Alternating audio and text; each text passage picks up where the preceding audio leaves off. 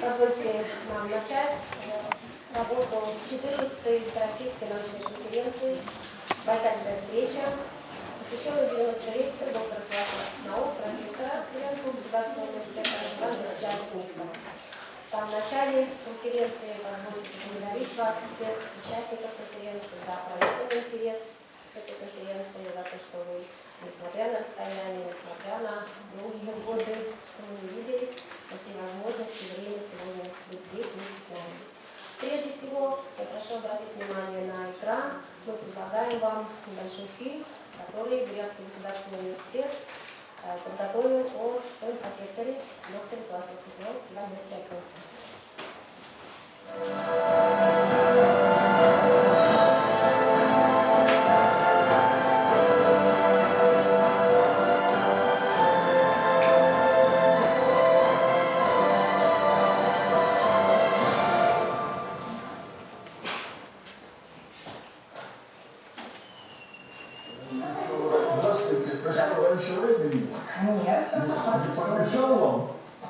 Нет, ну ладно, хорошо. Знакомьтесь, Иван Осинский, академик Международной академии наук Высшей школы, заслуженный деятель науки России и Бурятии, доктор философских наук, заслуженный профессор ВГУ и ученый с множеством других регалий. Ивана Иосифовича знают многие в научном сообществе, как в России, так и за рубежом, а тем более в республике.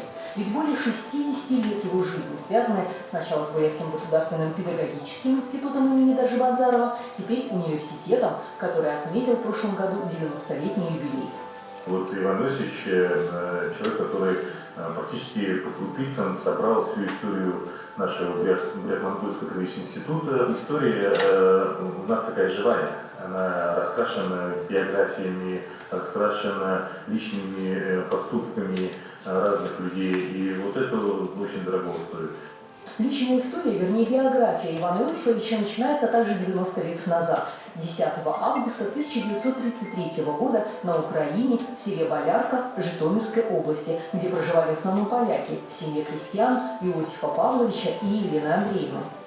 Отец был репрессирован из-за этого, что не шли в колхоз, и находился на Белом канале имени Москвы, там 2 года, по-моему. Ну вот, а детство мое прошло, ну так, война же была. Когда фашисты зашли в село, мама Ивана оформила его документы, уменьшив возраст подростка на 3 года. Детей постарше угодили в Германию. А потом, когда приходили, ну вот, полицаи, немцы, то мама меня на печку отправляла, ну, крестьянские такие печки, и я ложился, они спрашивали ее, кто там. Ну вот она говорит, да болеет, он еще, ему 8 лет, там болеет, и вот все не можем там вылечить и так далее. Ну, они отставали. Позже в число других мальчишек он помогал партизанам добывать разведданные о противнике, а за работу в колхозе был награжден медалью за доблестный труд в годы Великой Отечественной войны. После нее окончил начальную школу годом ранее сверстников. 5-6 классы ходил с ребятами за 5,5 километров в соседнее село. А последний 7 класс за знаниями приходилось добираться в школу за 10 километров от дома каждый день, даже зимой, пешком и в одиночку. Я никогда не опаздывал. Знаете, вот такая была какая-то тогда, ну вот, выучка, надо так, надо, и никаких там. Затем учился в Славутском педучилище в Хмельницкой области, где был избран председателем правкома. Окончил его с 1/4, что не позволило поступить в Киевский университет сразу. Нужен был диплом с отличием или 2-летний трудовой стаж. После экзаменов, встретив одногруппника, Иван Осинский решил пойти на работу вместе с ним в Привородский детский дом, предпочтя его отличной начальной школе, куда ему было выдано направление. И работать с детьми молодому воспитателю понравилось. Иван Иосифович достойно образец самой гуманной профессии учителя-наставника. Зажигать и самому светло сверкать, увлекать и увлекаться мудрость сердца твоего, наш учитель. Под внешней маской беспристрастности и спокойствия таится абсолютная принципиальность, цельность чувства, мысли и действия. В детдоме Ивана Осинского повысили до замдиректора, но в тот же год их с дому призвали в армию, в военно-морской флот. С детской мечтой стать штурманом дальнего плавания пришлось расстаться из-за опоздания после поездки к родным. В итоге отправили на службу в Читинскую область, где был сначала курсантом, а затем командиром танка и секретарем комсомольской организации батальона. Также являлся внештатным корреспондентом газеты «На боевом посту». А в 1957 году Иван Осинский поступил на историко-филологический факультет МГПИ имени Дажибанзарова. Первое время он ходил в сапогах, в одежде солдатской, но потом уже обрел гражданский вид. Это так было в то время не то, что необычно. Для того времени это было нормально. Но несмотря на это, его любили все девушки института. Во время студенчества он также избирался секретарем комитета комсомола института, трудился на освобожденной должности. Его будущая супруга Валентина была также секретарем комитета комсомола на медучилище. И встретились два молодых лидера в колхозе. Я тогда перевелся на заочное отделение историко-филологического факультета и в течение одного стал работать в профтехучилище номер 1. В пединституте сдал все экзамены за 1 год, и в том числе госэкзамен. И получил диплом учителя, преподавателя истории и учителя, как назывался, средней школы. В 1961 году Иван Осинский был назначен директором 47-й Улан-Удэнской школы, через пару лет заведующим идеологическим отделом Советского райкома КПСС. Вызвали тоже в обком партии Магадоев Андрей Лукьевич был первым секретарем. И говорю, как ты смотришь, если тебя мы будем рекомендовать на секретаря партийной организации пединститута? Я буду с удовольствием. Хотя партийная работа ему также нравилась, но больше было желание заниматься научно-исследовательской деятельностью. Поэтому одновременно Иван Иосифович был старшим преподавателем кафедры философии и научного коммунизма. А в 1971 году поступил в аспирантуру МГУ. Уже через год защитил кандидатскую диссертацию и вернулся в пединститут. Иван Иосифович возглавлял нашу кафедру, начиная с 1978 года. Тогда это была кафедра философии и научного коммунизма. Ну, правда, работал на этой должности около года, поскольку уже с 1979 года выполнял обязанности проректора по научной работе всего вуза. Последующие 15 лет в должности проректора БГПИ, кроме административной работы, прошли у Ивана Осинского в организации научных исследований, повышение их качества, внедрение этих результатов в учебный процесс и развитие студенческой науки. Конечно, не было ни денег, ни понимания, как это делается. Вот как нас учил Иванович.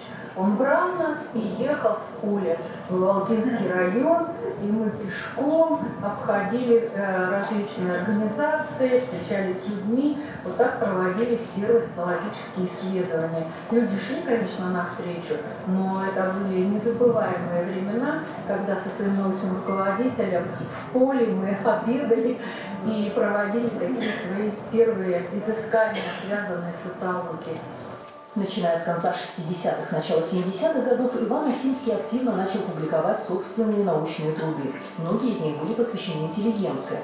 Занимаясь вопросом интеллигенции, Иван Иосифович сам является ярким представителем настоящей русской интеллигенции. И, конечно, эти удивительные человеческие качества, сочетаемые с высоким профессионализмом, дают вот такой феноменальный эффект. Большие достижения в науке, большая плеяда учеников, которые его бесконечно любят и уважают. Об интеллигенции написана и его докторская диссертация, которую он защитил в Москве в 1990 году. В то же время ему было присвоено звание профессора. Эта тема обсуждалась и на научных конференциях. Байкальские встречи начали проводиться вузом с 1994 года и в 2023 году проходят в 14 раз.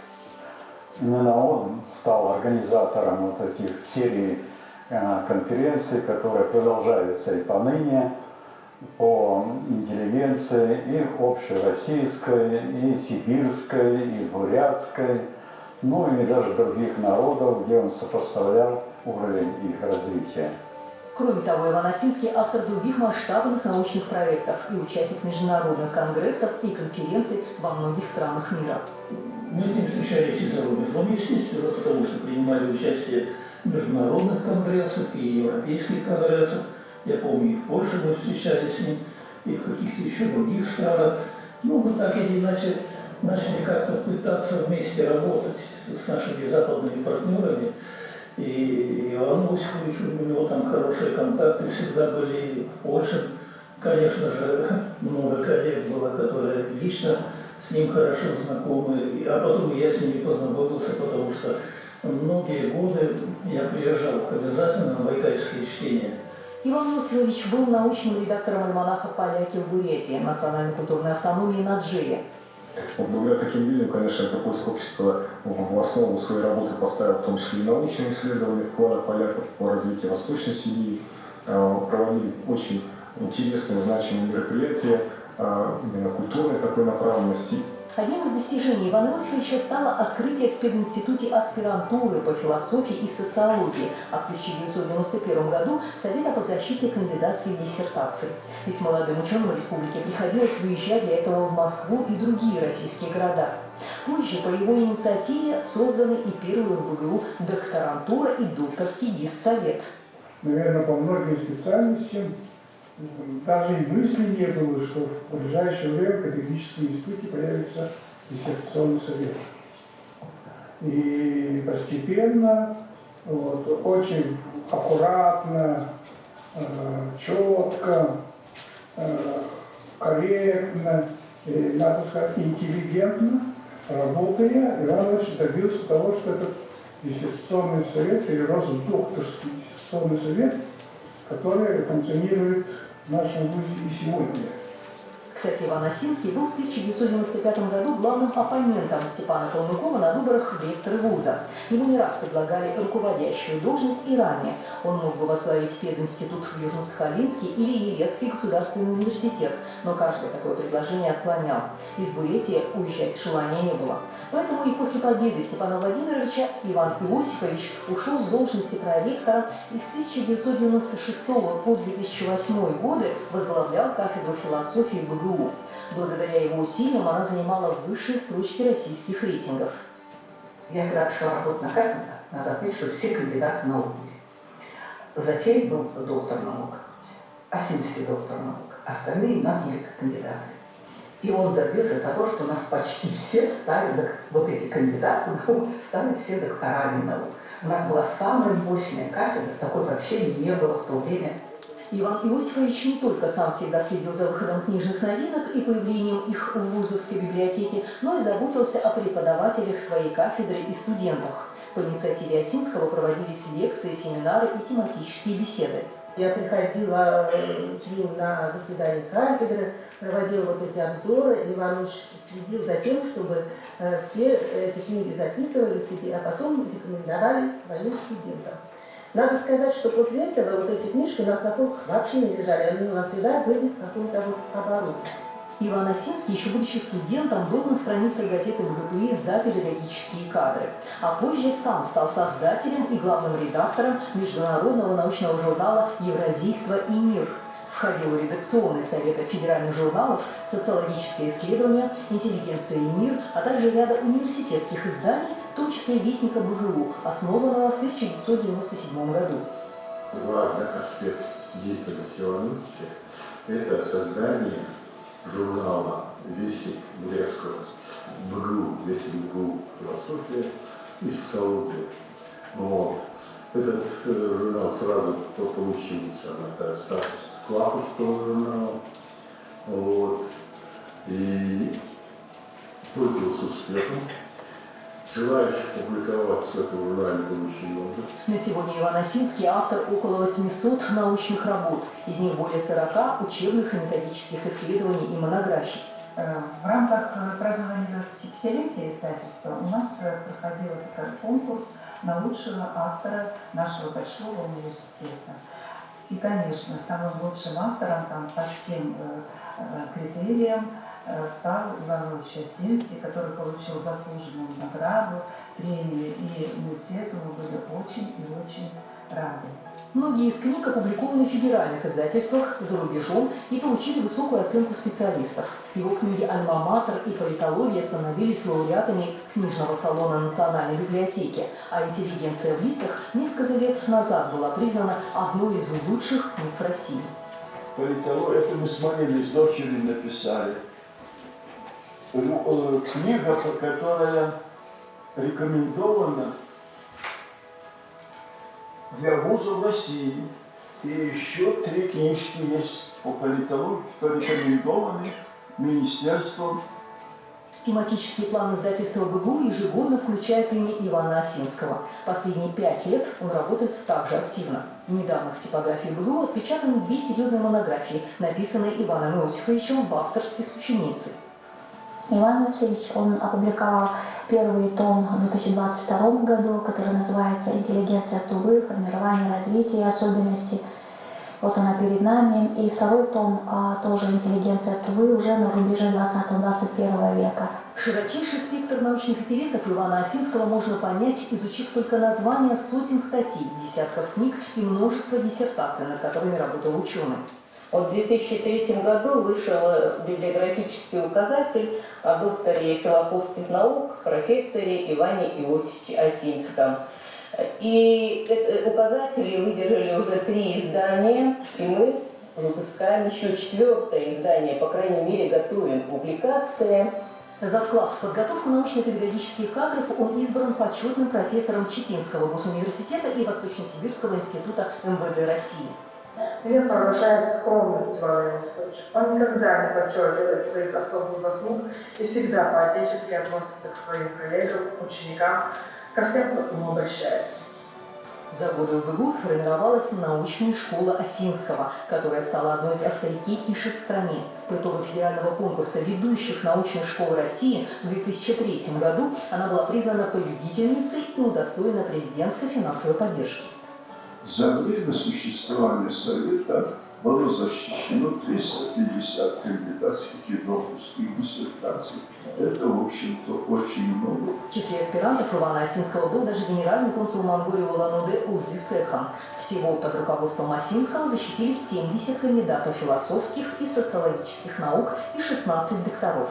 Иван Иосифович внес огромный вклад в становление и развитие социологии и философии не только в Бурятии, но и в других регионах, в частности в Якутии.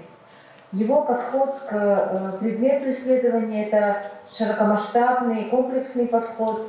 Комплексный подход и коллективное изучение кафедры или даже всем вузам какой-либо одной темы, по мнению Ивана Иосифовича, позволяет глубже ее раскрыть. Это скрупулезность в отборе данных, точность научного анализа и, самое главное, ответственность ученого за свою науку. Это то, чем он известен не только во всей Бурятии, но и в России. Ему, как ученому, как педагогу, исследователю, почтение российского общества далеко и далеко не случайно.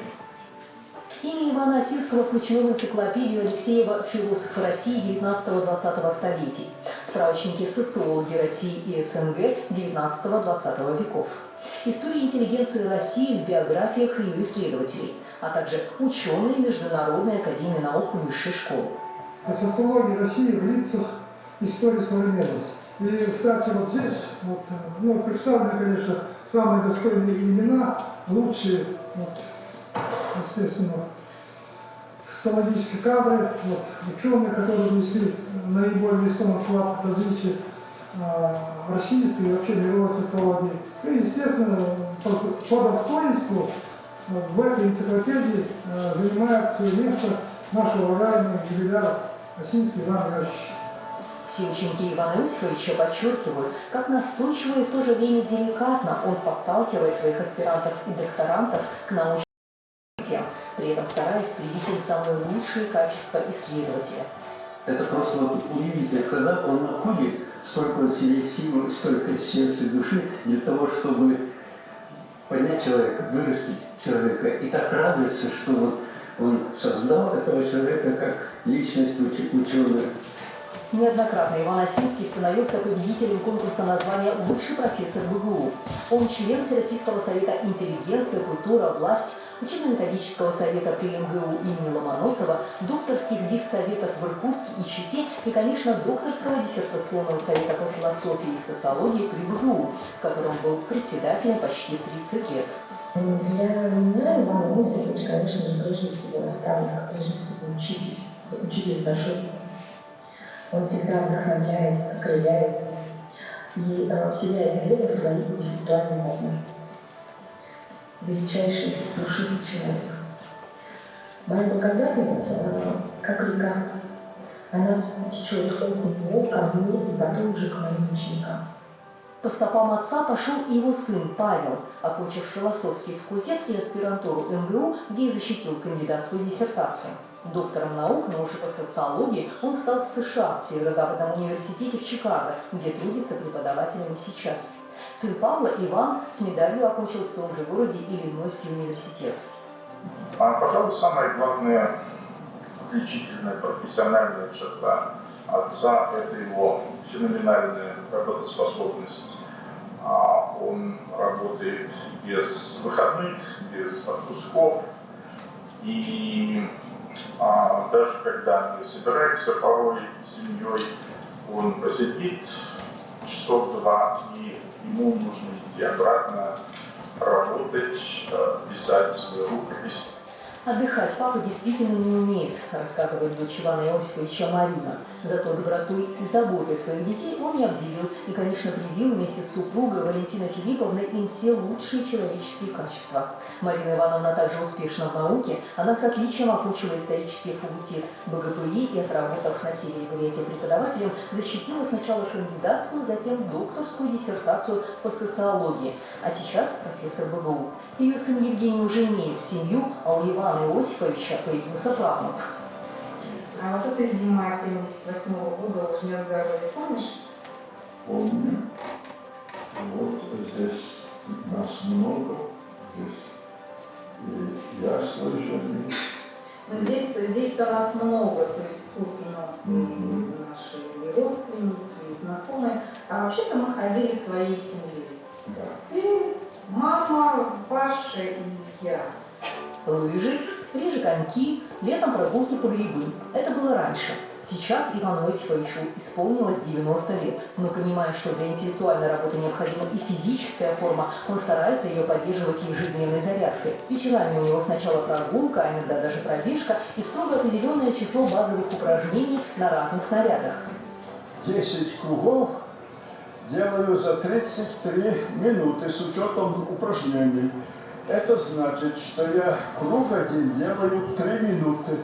3 минуты и 10 примерно 12 секунд. Ну, 10-15 секунд. Вот этим завершается. Значит, отсюда я выхожу, иду туда. Дохожу за 4 минуты до площадки. Там минут 12 делаю упражнения. Потом иду домой. Итого получается без 5 примерно минут час. Но физическая активность – это просто необходимость, как уборка дома, готовка еды, содержание бытовых дел в порядке. Это Иван Иосифович делает самостоятельно даже в его 90 лет. Регулярно созванивается с младшим братом, который сейчас проживает в Рыбинске, Ярославской области. Из 4 детей их осталось 2. Как здоровье, как самочувствие? Ничего, да? Ничего, нормально. Так что привет передавай, спасибо, что позвонил. Ну и всего доброго. Ко всем внимательный, но строгий к себе и к своему распорядку. Спит Иван Иосифович мало, пишет много. В ближайших планах издать книгу «Философия. Время. Люди». А сейчас на столе еще одна «Человек в изменяющемся мире». Пишу о том, как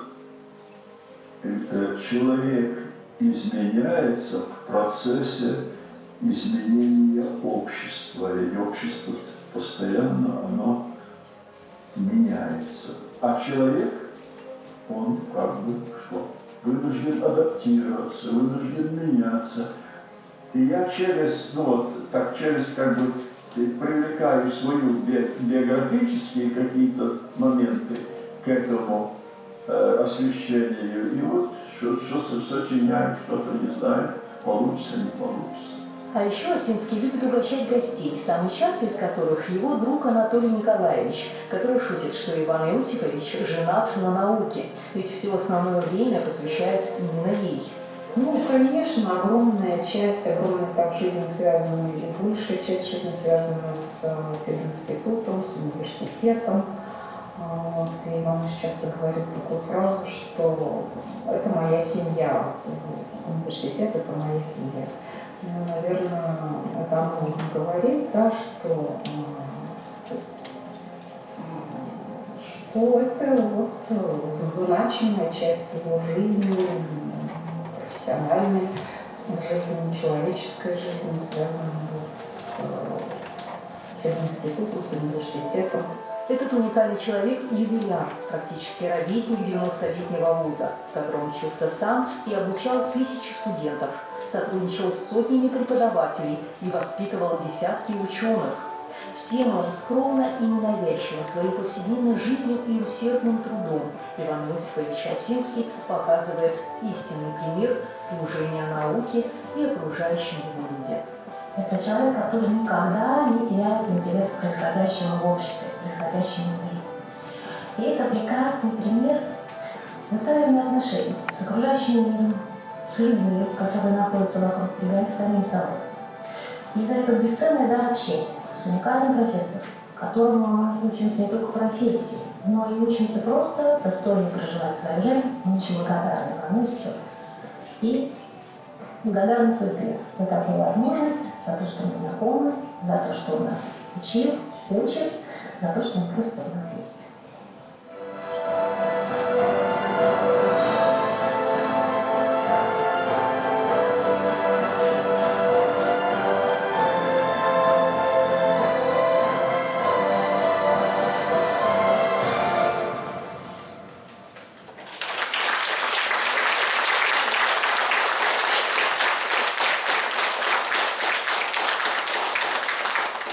Такой фильм подготовили журналисты государственной телекомпании «Бурятия».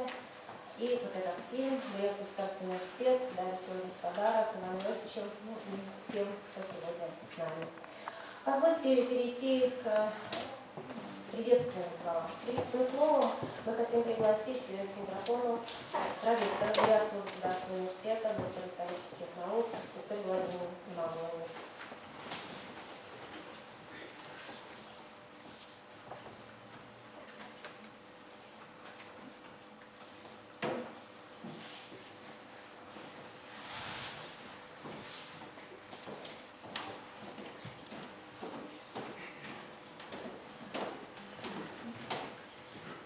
Уважаемый Иван Иосифович, дорогие участники конференции, дорогие гости, мы искренне от всей души, от всего коллектива преподавателей, студентов Бурятского государственного университета поздравляем вас с 90-летием. Действительно, вклад в развитие университета Ивана Иосифовича неоценим. Это, конечно же, все ваше дело жизни, которое вы посвятили развитию родного вуза, оно прошло поэтапно все, можно сказать, основные годы развития нашего университета. Иван Иосифович являлся студентом историко-филологического факультета. Он 15 лет был проректором по науке. За это время наш вуз совершил огромный прорыв в развитии науки, научных исследований. Ну и затем, конечно же, создание диссертационного совета и создание научной школы. Мы, конечно же, понимаем, что это огромный вклад, это беззаветное служение, это при этом скромность, огромная скромность человека. Иван Иосифович является примером для всех нас, для студентов. Мы желаем вам прежде всего здоровья, благополучия, Иван Иосифович, и еще долгих лет служения науке, служения обществу, служения родному университету.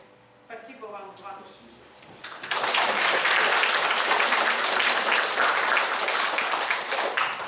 И разрешите вручить медаль, которую коллектив университета ходатайствовал о вручении. Это медаль за заслуги перед Республикой Бурятии, подписанная главой Республики Бурятия Алексеем Тамбуричем Цыбенко.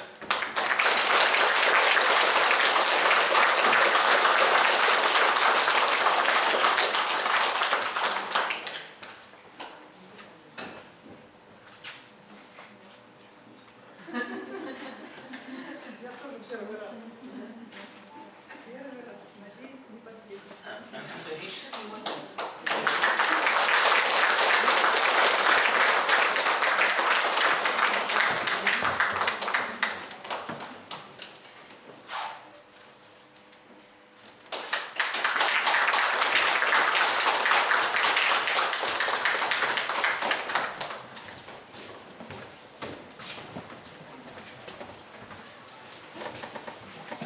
Виктория Владимировна, пожалуйста, позвольте предоставить слово министру образования и науки Республики Бурятия Калмыкову Валерию Анатольевичу.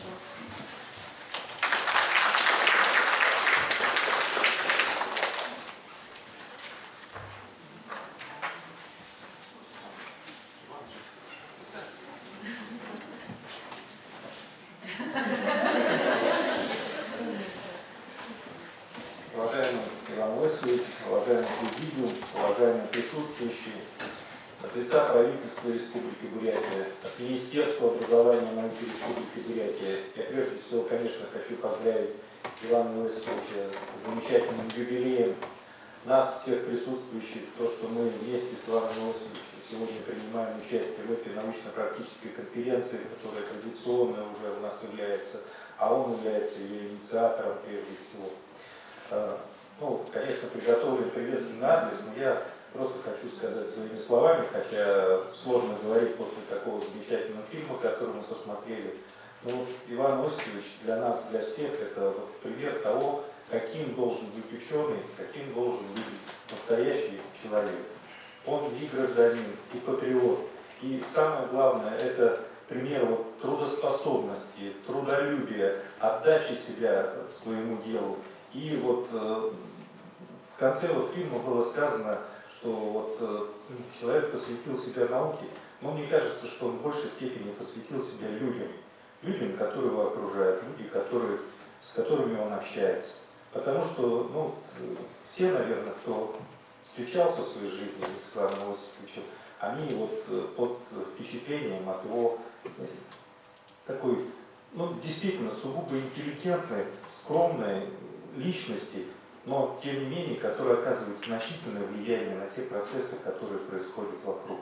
Поэтому, Иван Васильевич, действительно долгих лет вам жизни, здоровья, счастья, успехов, плодотворной работы, как обычно, и наши огромные поздравления, наилучшие пожелания. И небольшой комплимент.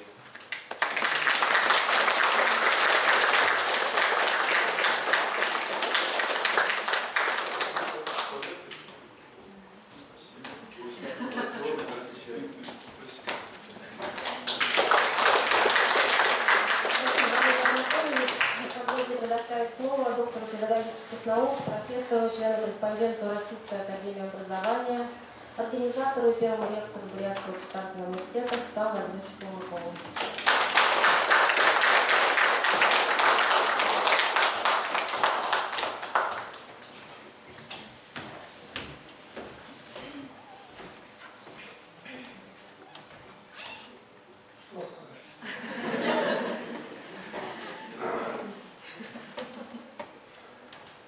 Недавно на площади Совета я был свидетелем одной картины. Значит, подъехала череда транспорта к пешеходному переходу. Светофор уже близок был к красному. В это время откуда ни возьмись, один довольно пожилой человек выбегает и перебегает улицу. Век легкий, могу судить как специалист. Не я был. Век легкий. И мне показалось, что этот человек так может добежать до 100. До 100 лет. Потому что вот потенциал, который есть у Ивана Ильича, который как бы скрыт за вот этим многолетним трудом, вот, со столом, он внутренне энергия у него такова, что позволяет и сегодня работать, и писать. Скажите, Иван Ильич, мне неудобно. Достав. Я чувствую. Перезарядку делаю. Чувствую очень достав. Вообще, Иван Ильич в какой-то степени счастливый человек, и нам очень приятно, что такой человек оказал очень серьезное влияние в свое время на развитие Бурятского государственного педагогического института. Вот, будучи секретарем партийной организации, преподавателем, проректором по науке. Немногие ведь знают, что в свое время Бурятский педагогический институт, единственный из вузов нашей республики, был награжден орденом «Знак почета». Это как раз период, когда проректором по науке работал Иван Ильич Осинский. Правильно ведь? Да. То есть вклад Ивана Ильича, как директора, Ивана Александровича Батутаева и других, был настолько весом, что в 1982 году этот институт был награжден орденом «Знак почета». Вторая особенность и судьба Ивана Ильича заключается в том, что он оказал очень большую роль, большое влияние на организацию и в большей степени становление Бурятского государственного института. Вот это гуманитарное направление, философия, социология и политология в какой-то степени, в том числе и история тоже это направилось. Этот блок смог поднять Иван Иванович со своей школой, со своей группой, со своими учениками. И Бурятский государственный университет звучал на Дальнем Востоке, в Сибири, в центре, за рубежом. Именно как философская, социологическая школа, университет, где эта школа создана. Все это благодаря Ивану Ильичу. Конечно, нельзя не отметить основные его труды. В первую очередь, это работы, связанные с историей своего родного вуза, Альма-Матер. Много сделано. И благодаря его работам многое в истории нашего вуза восстанавливается, описывается и имеет продолжение. Но не меньшую роль, я бы сказал, титаническую роль, имеют его работы по вопросам развития, формирования развития интеллигенции, сибирской интеллигенции. Вот есть у нас известный выходец из нашего региона, тоже социолог, Салхан Айзонович Варноев. У него есть книга «Сибирская ментальность». Вот Иван Васильевич попытался со своими учениками посмотреть сибирскую, русскую, российскую интеллигенцию с востока через призму национальной интеллигенции, через призму русской интеллигенции, которая неким путем оказалась в Сибири, в Дальнем Востоке. И мне кажется, этот подход Ивана Ильича в какой-то степени находит отклик в трудах того же Трубецкого. Взгляд на русскую историю не с Запада, а с востока. Я думаю, что последователи Ивана Иосифовича, может, в какой-то степени должны вектор свой повернуть в русле современных тенденций развития евразийства. Посмотреть на всю нашу российскую историю с востока, а не совсем с запада, как мы какие-то годы привыкли. Я хочу пожелать Ивану Ильичу здоровья, в первую очередь. Конечно, как у всех и вас, у меня тоже есть определенное желание поучаствовать в столетии Ивана Ильича Осинского. Насколько это удастся, это все зависит от определенных благоприятных и других условий. Но те условия, которые должны быть созданы Иваном Ильичем в университете, я чувствую, есть в университете, ну, надо подумать. Такие люди, ну, практически классики сегодня. Их надо что делать? Ну, правильно говорить.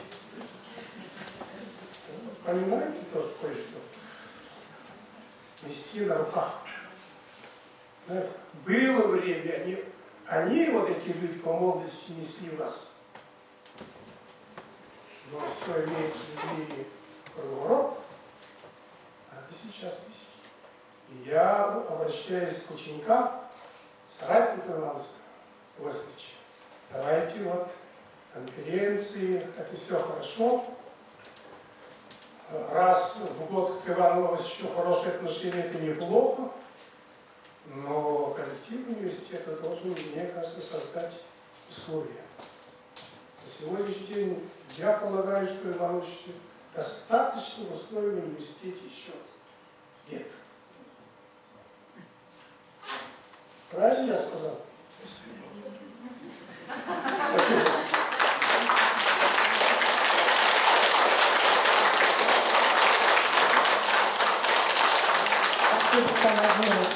Говорилось, Иван Александрович, у вас еще у нас были сложные отношения, когда мы боролись за ректора Пермского.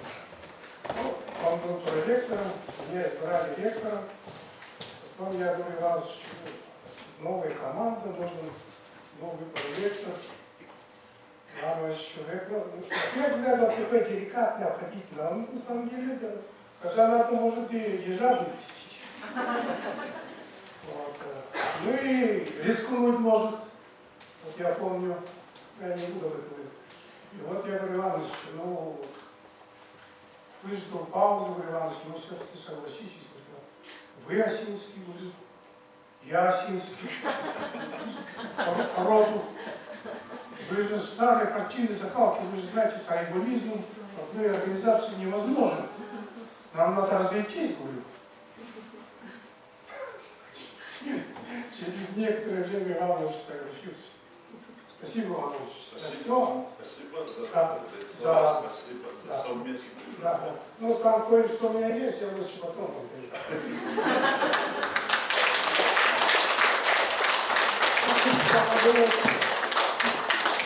Поздравительный адрес Иван Ильич подготовил Институт монголоведения, буддологии, тибетологии Сибирского отделения Российской академии наук. Позвольте предоставить слово Андрею Даниловичу Бадараеву, доктору социологических наук, ведущему научному сотруднику сектора социологии данного института. Уважаемый Иван Ильич, уважаемые присутствующие, позвольте всех поздравить с началом этой прекрасной конференции, традиционной конференции. Конечно же, очень приятно, стараемся каждый год принимать участие в этой конференции. И уже юбилейная конференция, посвященная 90-летию нашего уважаемого Ивана Ильича Осинского. Наш сектор социологии, конечно, гордится тем, что многие из нас защитились на диссертационном совете, возглавляемом вам. И, конечно же, от всего нашего немногочисленного, но очень гордого коллектива сектора социологии поздравляю вас с этим юбилеем. Конечно, желаем всего самого наилучшего, крепкого здоровья, чтобы ваши ученики всегда радовали вас. Мы уверены, что конференция дальше будет продолжаться, и, как уже предыдущие выступающие говорили, наверное, будем отмечать столетие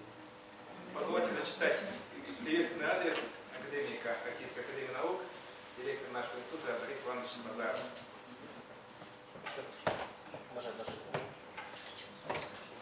Уважаемый Иван Иосифович, от имени коллектива Института монголоведения, буддологии и теологии Сибирского отделения Российской академии наук и от себя лично сердечно поздравляю вас со знаменательной датой 93-м со дня рождения. Обозревая пройденный вами сложный, но славный путь, можно отметить, что стержневой основой ваших достижений всегда оставалась наука. Ваш жизненный путь всегда яркий пример служения стране, верности и преданности выбранным идеалам. Мы чествуем вас как неутомимого труженика, опытного ученого-исследователя, мудрого педагога, отдающего все свои силы и знания на сохранение, развитие и укрепление научного потенциала Бурятии. Широта поставленных и решенных вами задач поистине впечатляет. Вы инициатор и руководитель многих исследовательских проектов, направленных на решение актуальных проблем советского и российского общества. Ваши научные интересы, высокий профессионализм и талант педагога позволили вам основать научную школу по исследованию интеллигенции, обеспечивающую преемственность научных традиций русской и российской социально-философской мысли и получившую известность во всей России и за рубежом. Организованная вами и регулярно проводимая международная научная конференция, посвященная обсуждению проблем интеллигенции в современном обществе, стала значимым научным собранием, привлекающим исследователей со всей России и многих других стран. Вы не только плодотворные ученые, но и активно помогаете становлению молодых кадров. Вы являетесь мудрым научным руководителем и добрым наставником для своих учеников. Особо отметим вашу огромную подвижническую работу на посту руководителя диссертационного совета. Благодаря вам множество исследователей из Бурятии и других регионов нашей страны, в том числе многие сотрудники Института монголоведения, буддологии и теологии Сибирского отделения РАН, смогли достойно защитить свои диссертации. Мы уверены, в перспективе у вас большие свершения и победы на ниве высшего профессионального образования, творческие достижения и успехи, новые научные открытия. Дорогой Иван Иосифович, примите наши самые искренние пожелания крепкого здоровья, долгих лет жизни, успехов вашей многогранной научной и педагогической деятельности. С уважением, директор МВК РАН, академик РАН Борис Иванович Базаров.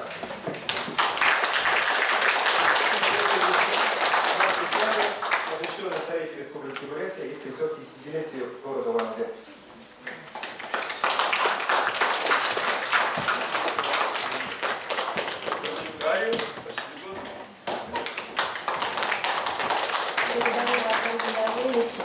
Сегодня у нас большой праздник. В нашей конференции традиционно принимают участие наши большие друзья всей нашей большой России.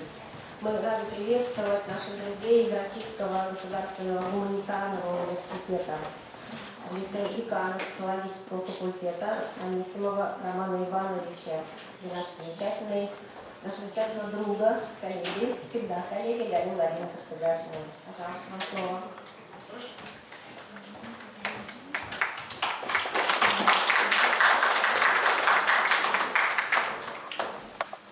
Уважаемый Иван Иосифович, Российский государственный гуманитарный университет и кафедра философии Бурятского государственного университета имеют давние контакты.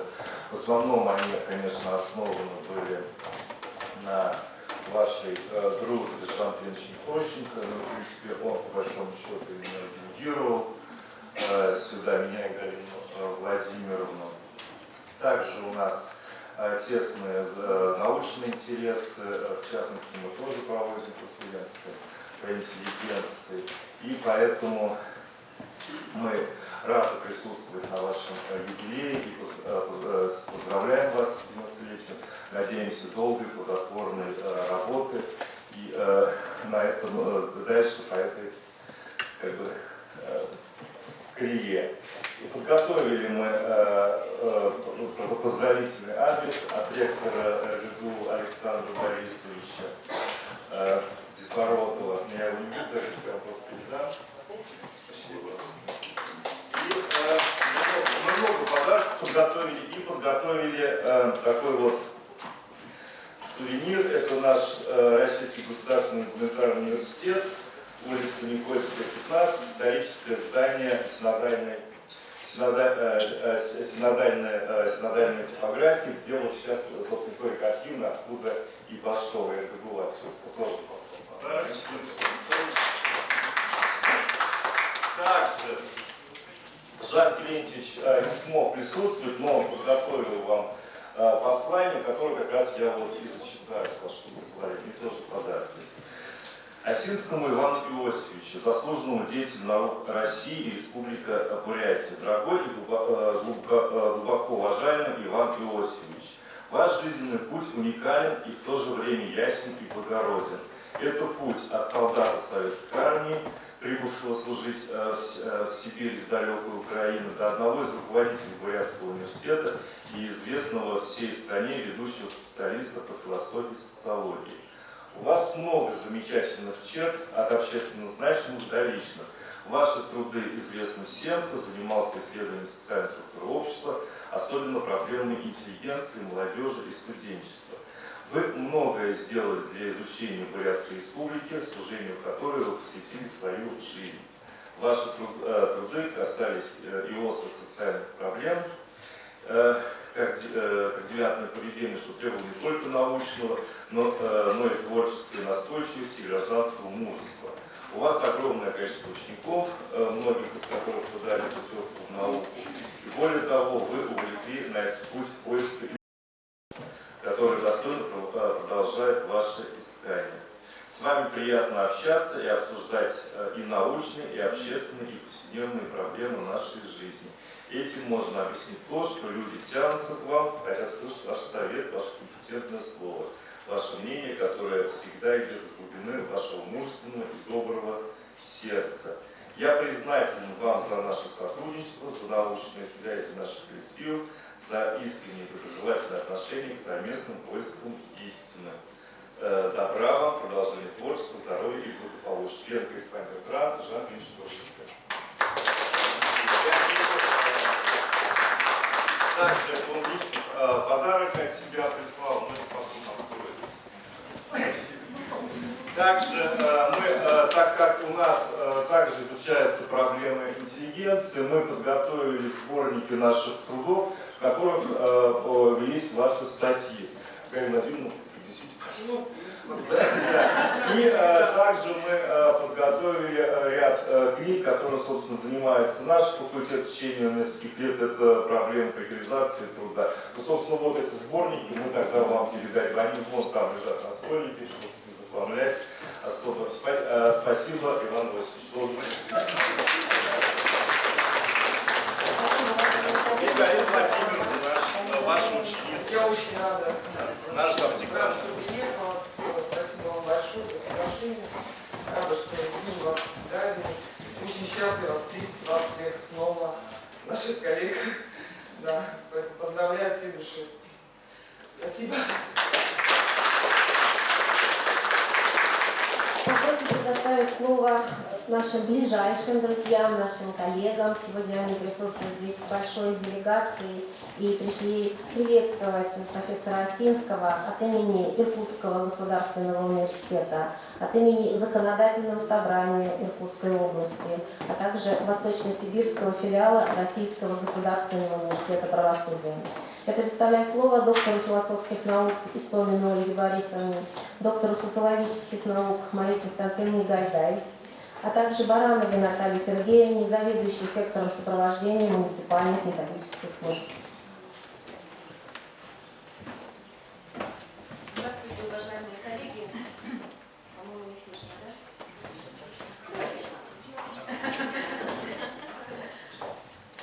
Педагог. Рада всех бесконечно видеть, рада видеть старых друзей. Надеюсь обрести новые контакты. С большой радостью, с гордостью, просто особые чувства меня переполняют. Так приятно слушать все слова, потому что это все не только мизерная часть характеристик дорогого Ивана Иосифовича. Позвольте передать поздравления сначала от Иркутского госуниверситета, потому что наши коллеги всегда очень благодарны, вспоминают, многие защищались в Бурятском государственном институте, при вашем диссертационном совете и до сих пор обращаются за научными консультациями. Уважаемый Иван Иосифович, коллектив Иркутского государственного университета сердечно поздравляет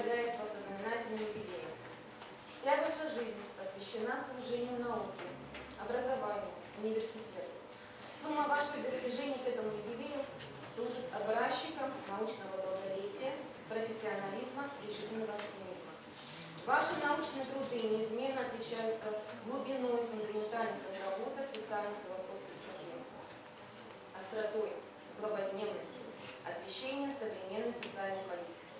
Целые поколения учеников, друзей, единомышленников знают и уважают вас как выдающегося ученого.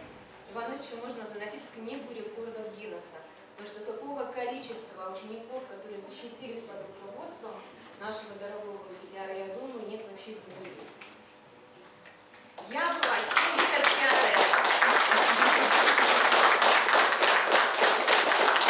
От всей души желаем вам новых идей, интересных исследований, активного роста вашей научной школы и, конечно, здоровья и реализации всех планов. Ректорат Иркутского государственного университета.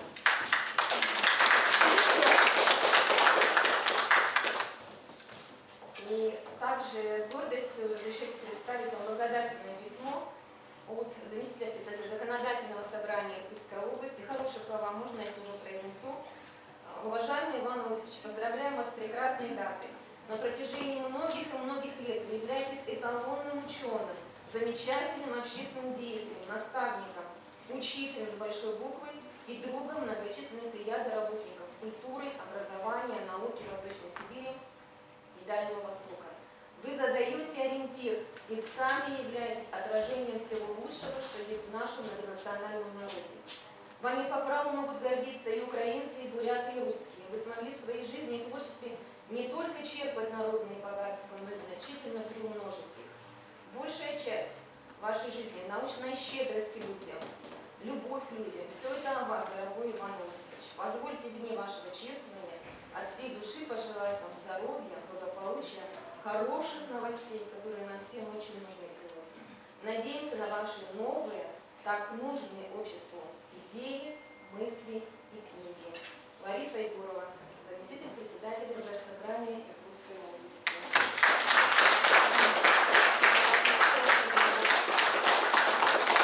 Я хочу сказать, что я очень горда тем, что я ваша ученица. Спасибо.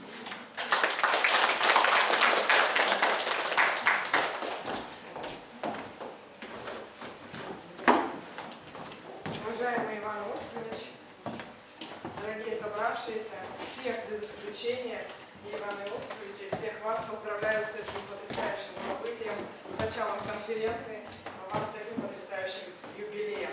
2023 год, год педагога и наставника, и в моем представлении самым идеальным, самым лучшим олицетворением и педагога, и наставника является наш дорогой Иван Иосифович. Действительно, для меня большая честь считаться вашей ученицей, быть вашей ученицей. И я благодарна вам за все, что вы делаете для своих учеников, для людей, для науки. Разрешите зачитать поздравительный адрес от руководства и коллектива Восточно-Сибирского филиала Российского государственного университета правосудия. Буквально 2 слова. Директор этого университета также ученик Ивана Иосифовича. Уважаемый Иван Иосифович, руководство и коллектив Восточно-Сибирского филиала Российского государственного университета правосудия сердечно поздравляет вас с прекрасным юбилеем. Вам выпала судьбой идти по непростому, но замечательному пути, насыщенному творчеством и созиданием. Талантливый ученый, педагог с большой буквы. Для меня и моих коллег долгие годы вы остаетесь несменным ориентиром. Ваши научные труды, в том числе посвященные проблемам интеллигенции, имеют большое значение не только для Республики Бурятия и Иркутской области, но и для всей России. Искренне желаем вам крепкого сибирского здоровья, долгих лет жизни, вдохновения, оригинальных творческих идей и благодарных учеников. С огромным уважением, директор Алексей Сергеевич Степаненко. Иван Васильевич.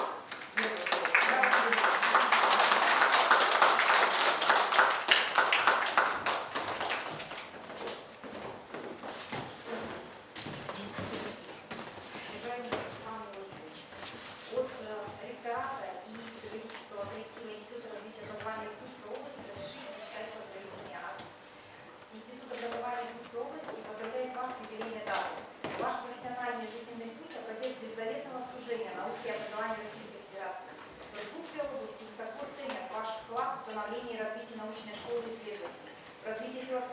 социологии Восточной Сибири. Для современного научного знания бесценны ваши многочисленные исследования, а также проекты, организованные под вашим высокопрофессиональным и чутким руководством. Трудно переоценить ваш вклад в развитие Института образования и экономики региона. Ваша деятельность отмечена высокими профессиональными достижениями, почетными званиями, заслуженными наградами, благодарностью профессионального сообщества России. Желаем вам крепкого здоровья, благополучия, добрых надежд и реализации новых проектов. С уважением, ректор Института развития образования, кандидат педагогических наук Наталья Владимировна Пономарева.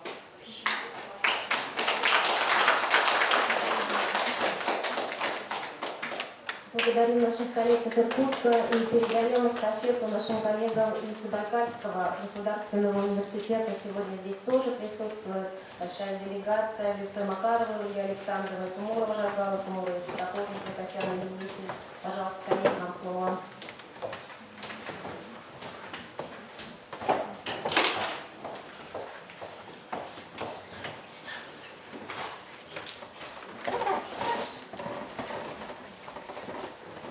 Уважаемые присутствующие, добрый день, уважаемый Иван Осипович. Мы очень рады сегодня приветствовать вас, быть здесь с вами в этот замечательный день, вашей юбилейный. От лица ректората, от лица всего профессорско-преподавательского состава, от лица учеников Забайкальского государственного университета, ну и в целом Забайкальского края, потому что ваши ученики не ограничены только Забайкальским университетом, мы вас поздравляем с этим замечательным днем. Позвольте передать вам поздравления, поздравительный адрес от Забайкальского университета. Я себя лично хочется сказать, конечно же, но очень искренне вам говорим большое-большое спасибо. Мы очень вам благодарны. Низкий вам поклон за все то, что вы нам дали, за те знания, за те устремления, за ту силу и любовь к науке, которую, наверное, заложили на начальных этапах.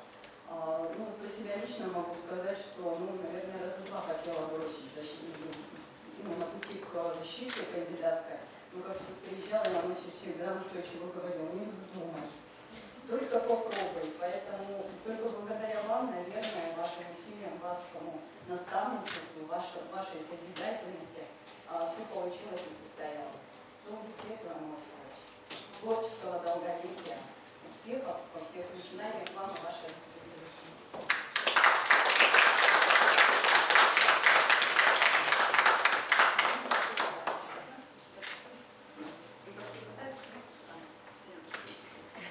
Ну и слово вашим же ученикам. Поздравляем от души. Замечательно, да? Огромное вам спасибо всем забайкальских ваших учеников, ваших соискателей.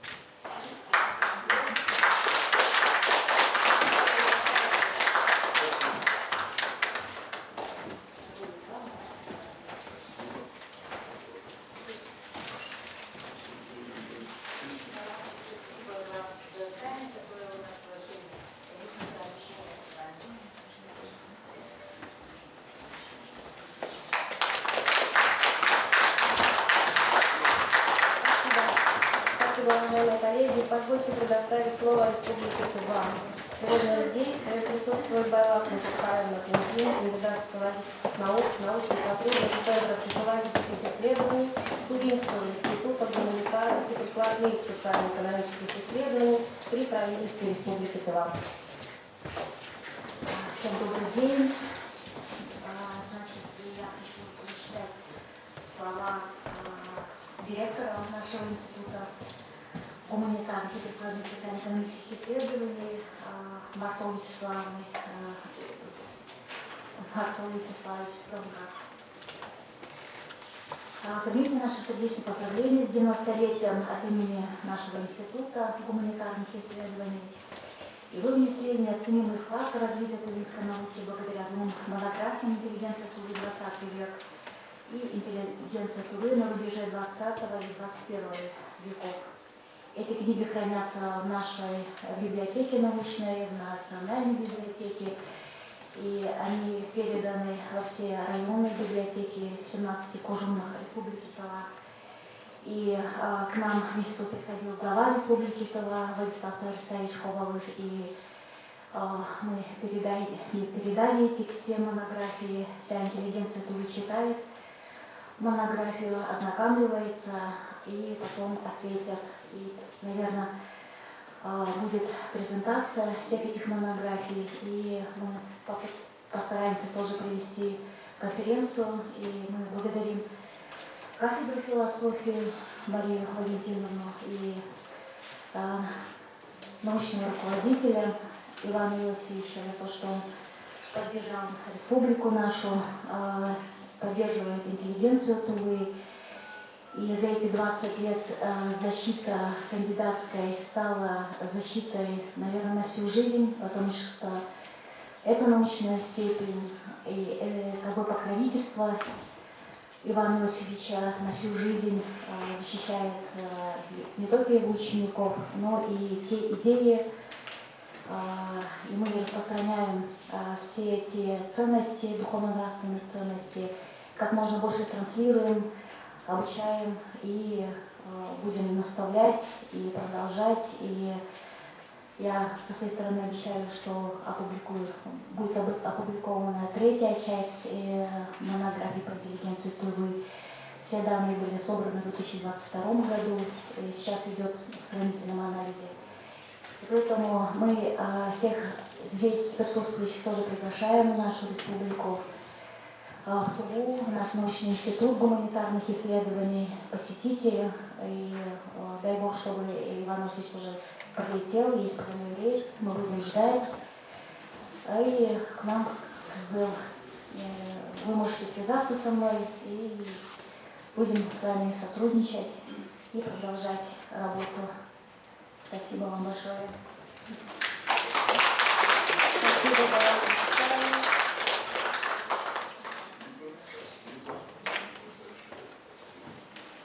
Поздравительным адресом мы приглашаем выступить заведующего кафедрой истории и культурологии Восточно-Сибирского государственного университета технологий и управления доктора философских наук Ларису Вячеславовну Монтакову.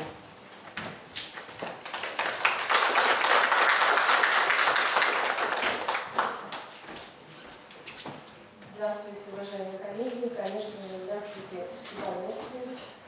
Все говорили о том, что Иван Иосифович у многих научный руководитель. Вот здесь тоже видео и видели о том, что и Иван Иосифович является тоже моим руководителем. Безмерная благодарность.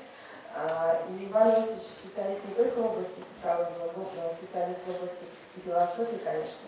Это огромное, у него огромный багаж знаний, с которым он делится со всеми. И хотелось бы, я, конечно, не буду зачитывать адрес от университета, но хотелось бы сказать лично от нашей кафедры, от всего университета, о том, что Иван Иосифович являлся председателем диссертационного совета. И если бы не было его, если бы не было этого диссертационного совета, не состоялись бы мы как ученые. Поэтому и социологи нашего университета, и философы нашего университета безмерно благодарны вам.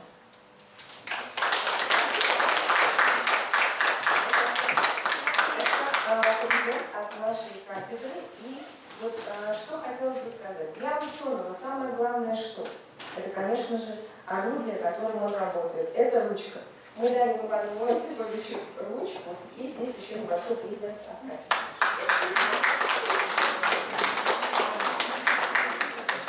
Спасибо, Вячеслав.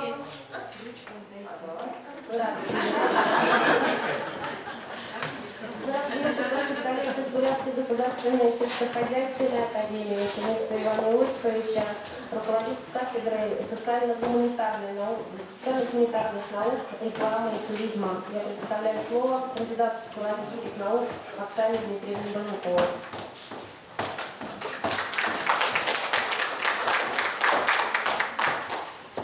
Добрый день, уважаемый Иван Иосифович. Мы сердечно от лица Бурятской государственной сельскохозяйственной академии, от ректората, от коллектива наших сотрудников, мы вас поздравляем с такой замечательной датой.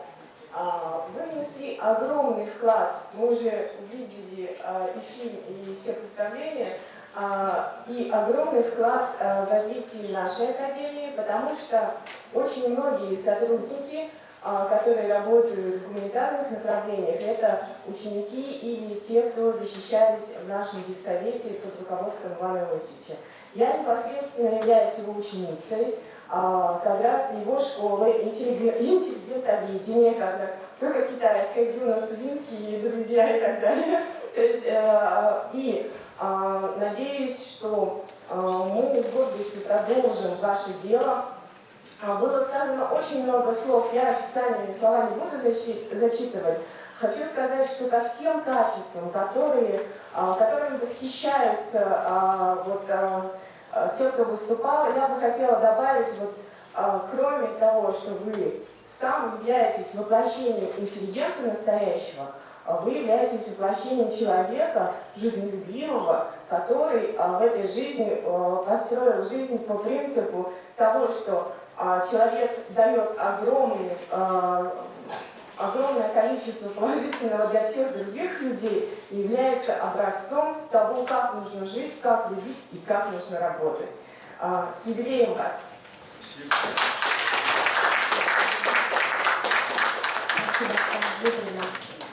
Конечно, большим подарком для всех нас, занимающихся проблемами общества, проблемами интеллигенции, является то, что в нашей конференции традиционно принимают участие самые ведущие специалисты в этой области в России и за рубежом. Позвольте предоставить слово доктору философских наук, профессору, главному научному сотруднику Института социологии Федерального научно-исследовательского социологического центра Российской академии наук Валерию Андреевичу Мансурову.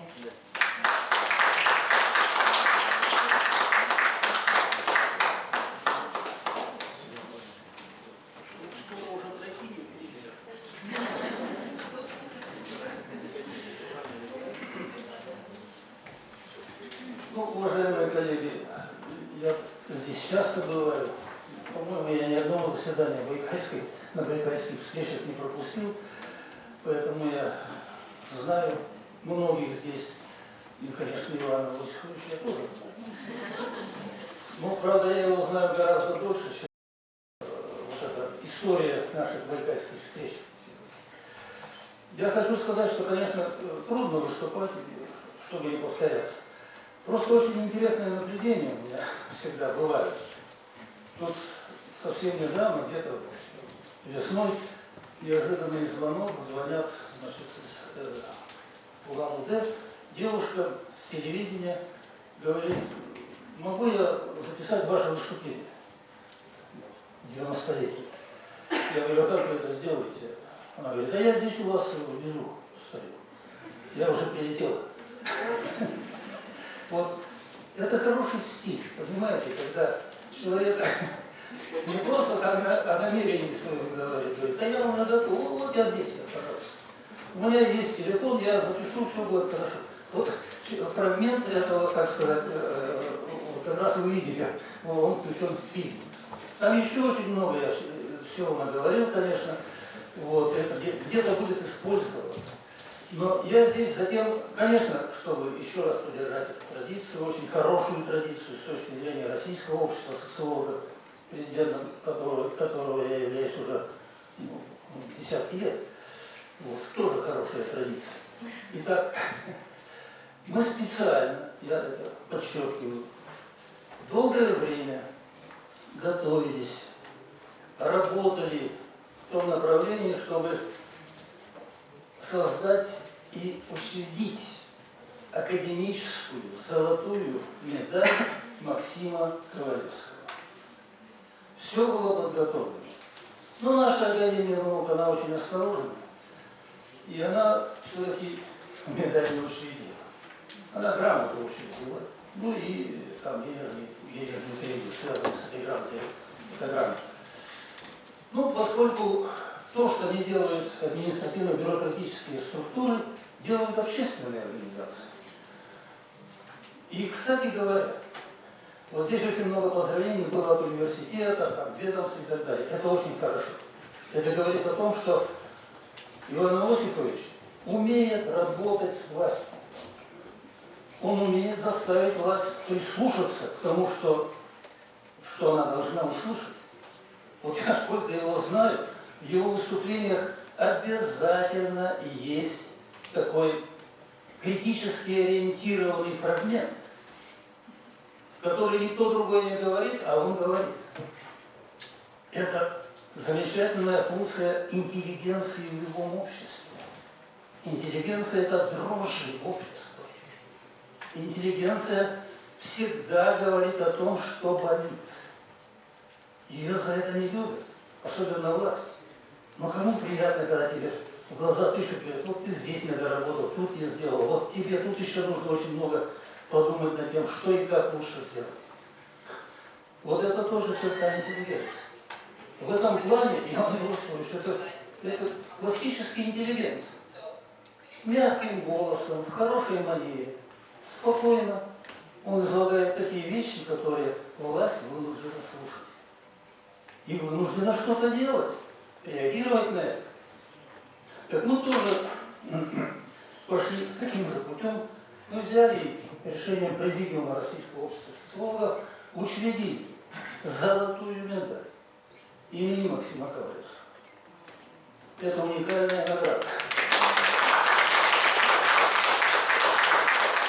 Я с большим удовольствием, конечно же, и как президент РОС, и как просто человек, и как хороший личный знакомый, вот выполняю эту свою функцию, я вручаю эту медаль. Я не буду прикалывать, это занимает долго времени, но я хочу сказать, что медаль достойная. Я просто ее покажу. Она, конечно, в цветах российского флага.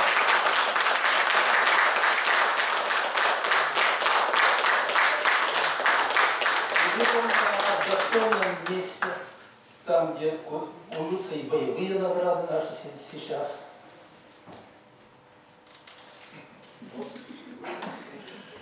Ну и, естественно, удостоверение, которое тоже сделано все как положено.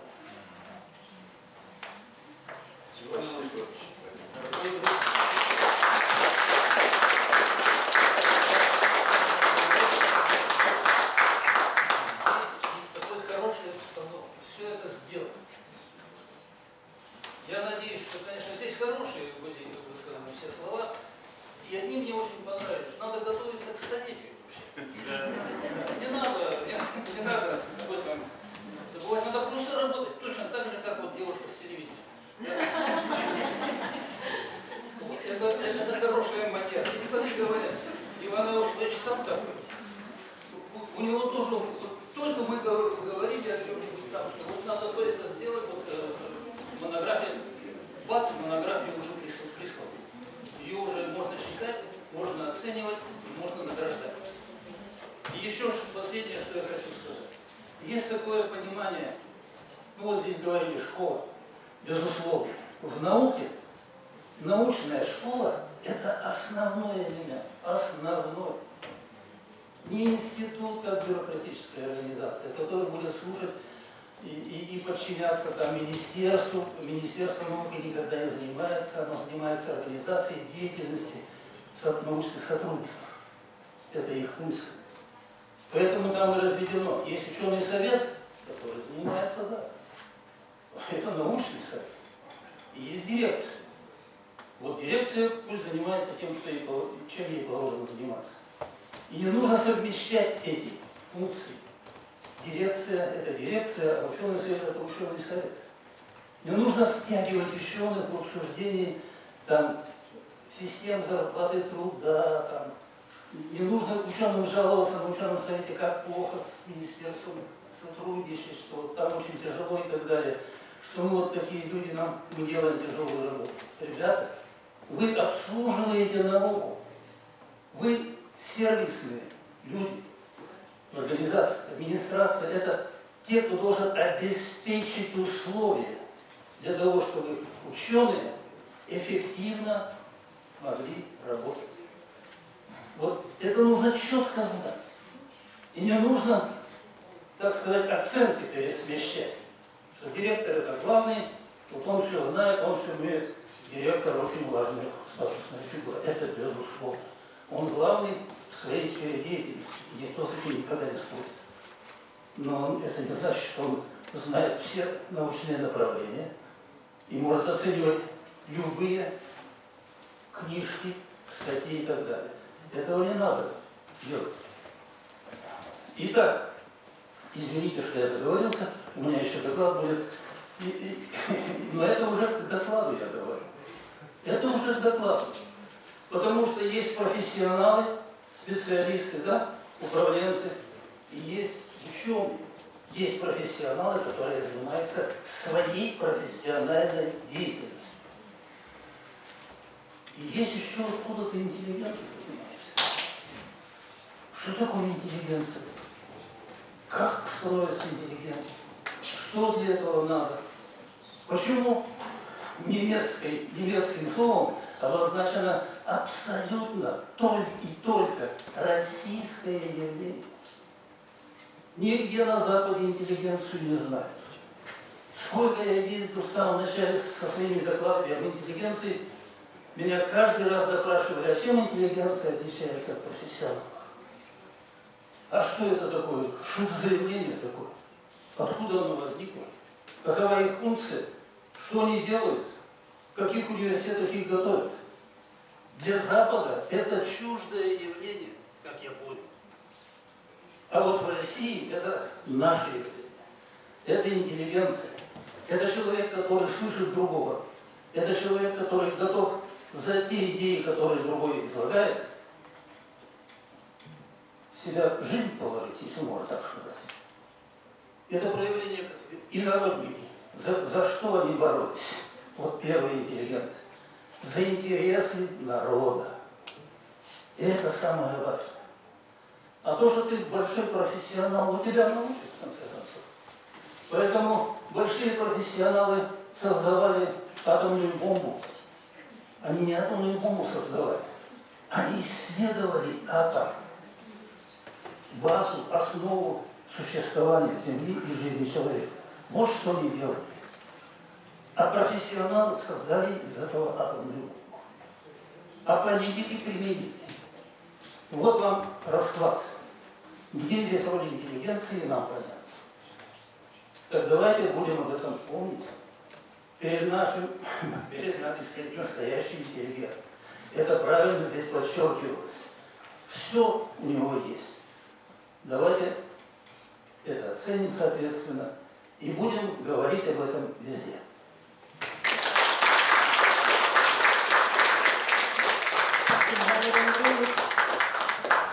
Иван Ильич, еще одна ученица сегодня присутствует здесь. Она представляет Восточно-Сибирский государственный институт культуры. Будет предоставлена Татьяне Николаевне Бояр, доктору филологических наук, профессору кафедры социально-культурной деятельности.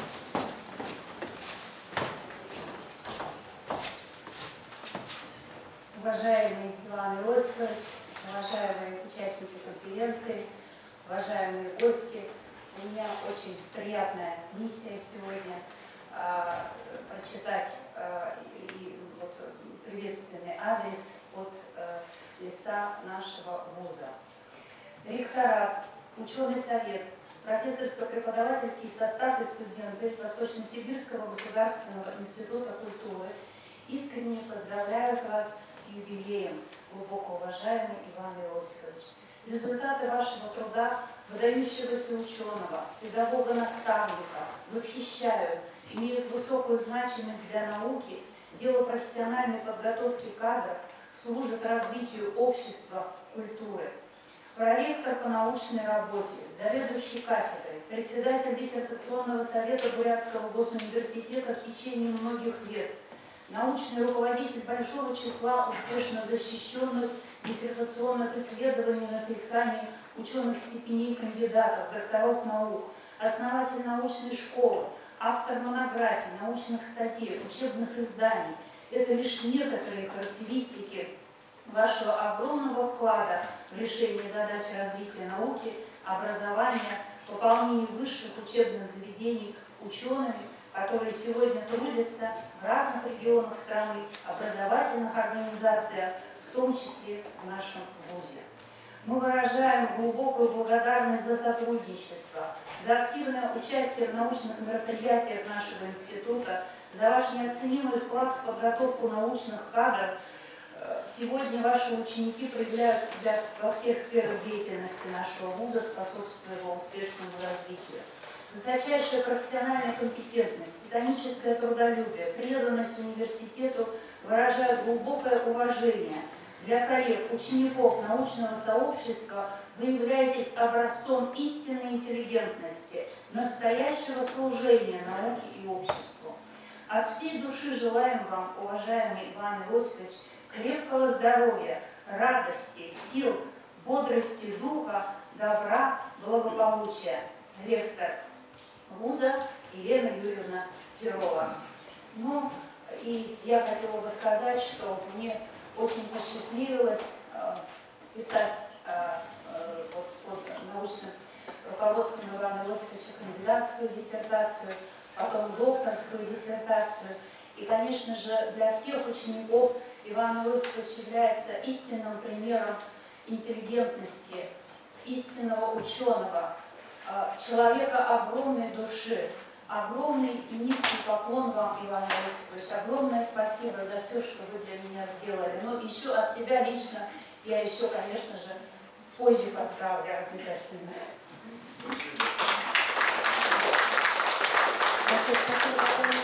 Мы снова возвращаемся в наш альма-матер, Брянский государственный университет имени Дарьи Банзарова. Представляю слово доктору исторических наук, профессору, директору научной библиотеки нашего вуза Светлане Владимировне Васильевой и директору издательства Брянского государственного университета имени Дарьи Банзаровой Николаю Татарникову.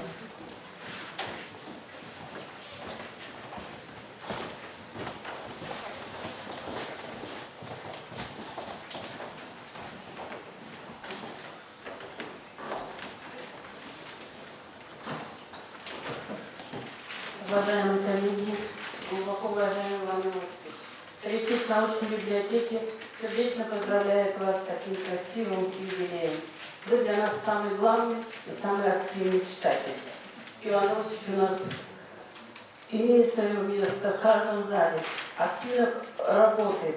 И сегодня мы не представляем, какая литература, которая не видел Иван Иосифович, который поступает к нам. Пример этому служат библиографические указатели. Сегодня мы рады вручить вам 4-е издание, в которое вошло 1163 источника. В честь юбилея 75-летия Ивана Иосифовича выходил первый указатель, там было 545. И вы видите, какая огромная сила информации, какая огромная сила энергии для читателей, для библиотеки, для университета сегодня живет с нами. Мы гордимся, что вы есть. Хорошо, что мы можем на вас равняться. Спасибо вам за все, Иван Иосифович.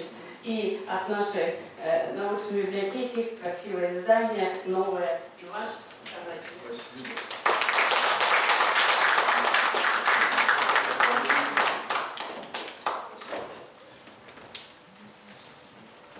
Уважаемый, дорогой наш Иван Иосифович, вы находитесь в прекрасной форме, мы это очень хорошо знаем.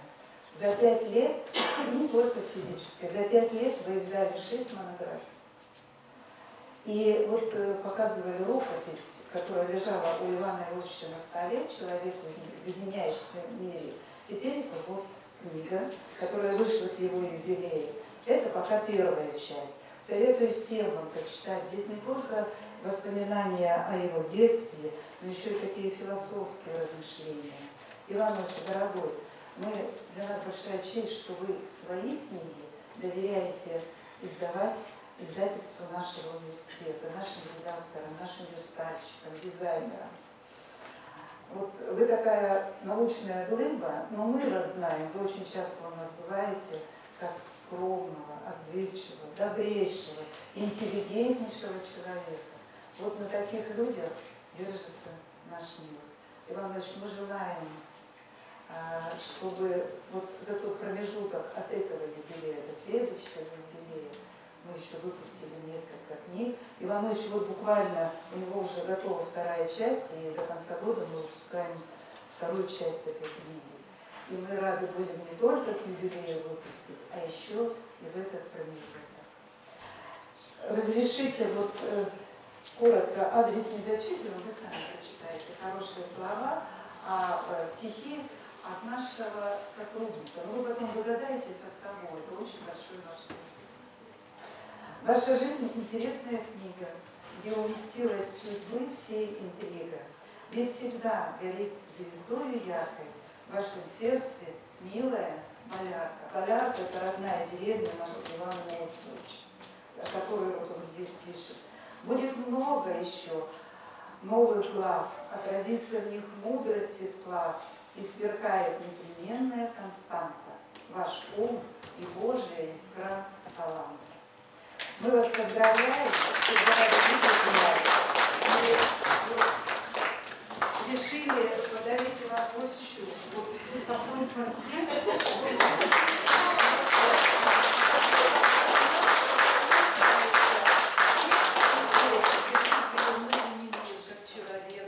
Как профессора, как большого ученого. Посмотрите на его глаза, какие добрые, и как большого любителя.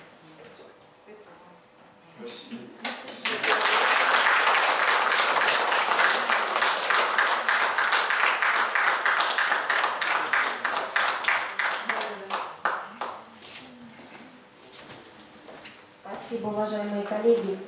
Ну, уже понятно, что учеников Ивана Иосифовича с огромным трудом, наверное, смог бы вместить этот зал. Уже понятно, что разбросаны они по всем уголкам большой нашей страны, живут и далеко за рубежами. И сегодня все они хотели бы присутствовать здесь. Но лишь некоторые смогли себе это позволить.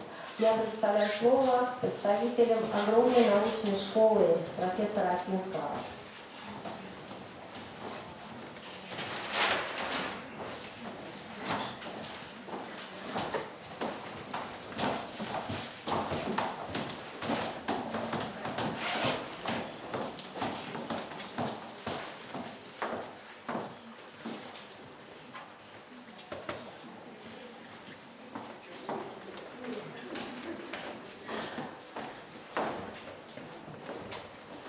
Уважаемый наш Иван Иосифович, мы продолжаем поздравления от лица учеников, уже многие выступили, и мы тоже очень гордимся, что мы представляем вашу научную школу. В день вашего юбилея примите от нас самые сердечные поздравления. Позвольте снова выразить вам уважение, бесконечную признательность за ваш вклад в нас и других ваших учеников, за все то, что вы, конечно, для нас сделали. Ваши знания, принципиальность исследователя, ваш такт педагога, интеллигентность всегда давали достойные результаты, где бы вы ни работали, на каком бы месте вы ни работали. Тысячи студентов, я думаю, я уверена, помнят ваши лекции, благодаря которым они расширили свои познания в области закономерности социальных процессов. Сотни человек под вашим руководством смогли с успехом защитить свои диссертационные работы и начать самостоятельный путь в большой науке. Мы хотим пожелать вам крепкого здоровья, долгих лет жизни, неиссякаемой реализации всех планов, благополучия и успехов. От себя лично хочу сказать, что вот мы работаем с 95-го года вместе, это почти 30 лет. Я пока в том возрасте, когда 30 лет, это еще пока большая часть моей жизни. Поэтому я могу сказать, что действительно большую часть моей жизни со мной. И хотела бы, чтобы вы бы относились к своему здоровью так, чтобы еще и еще были как можно дольше в моей жизни. Спасибо вам за все. Дорогой Иван Иосифович, здесь, конечно, присутствуют не все ученики Ивана Иосифовича. Около 100 человек, да, вот, может, поднимемся, ученики, кто защитился под руководством Ивана Иосифовича. Здесь кто у нас есть. С разных уголков, с разных регионов России и из-за рубежа вот, приехали.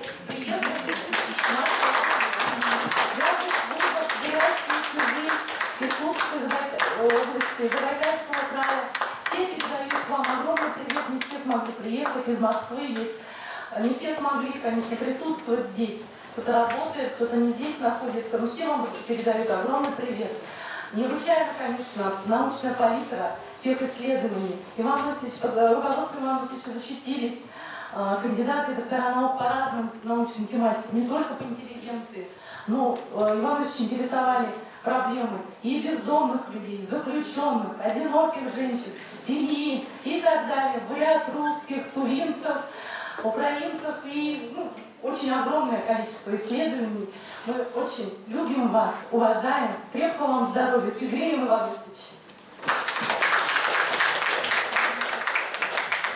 От нас подарок коллективу и, конечно, прекрасный цвет.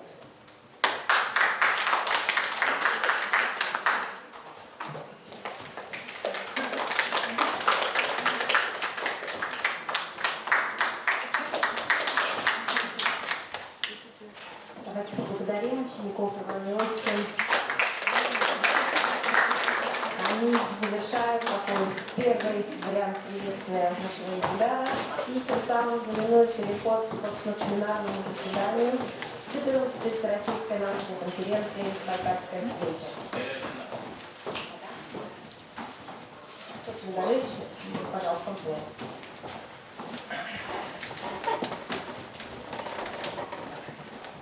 Уважаемые участники конференции, коллеги, друзья, сегодня, конечно, уникальное событие, 90 лет нашего уважаемого выдающегося ученого, философа, социолога Ивана Иосифовича Осинского. Вот сейчас выходили все ученики, я не ученик. Меня научный консультант Валерий Александрович Абаханов. Но кто меня не знает, это Николай Гаврилович Дарик-Гузаров, Технологический университет представляет, заведующий Скупала. И вот что мне хочется сказать. Вот, действительно уникальное явление, феномен для вообще российской науки, как Иван Иосифович Осинский. Столько учеников, кандидатов, докторов наук, это редкое явление. Вот действительно рекорд какой-то, да. И вот вопрос с такими научными успехами, багажом, он достоин быть академиком Российской академии наук, академик-грант, да? Но минимум Черенкова-грант. Но вопрос риторический, скажем, открытым остается. Но вот все результаты показывают, что вот его достижения такие, что вот, думаешь, что ты являешься его современником, в одно время с ним жил. И вот я, еще раз повторюсь, что не ученик, но у меня очень близкие отношения с Иваном Иосифовичем, дружеские отношения. Да?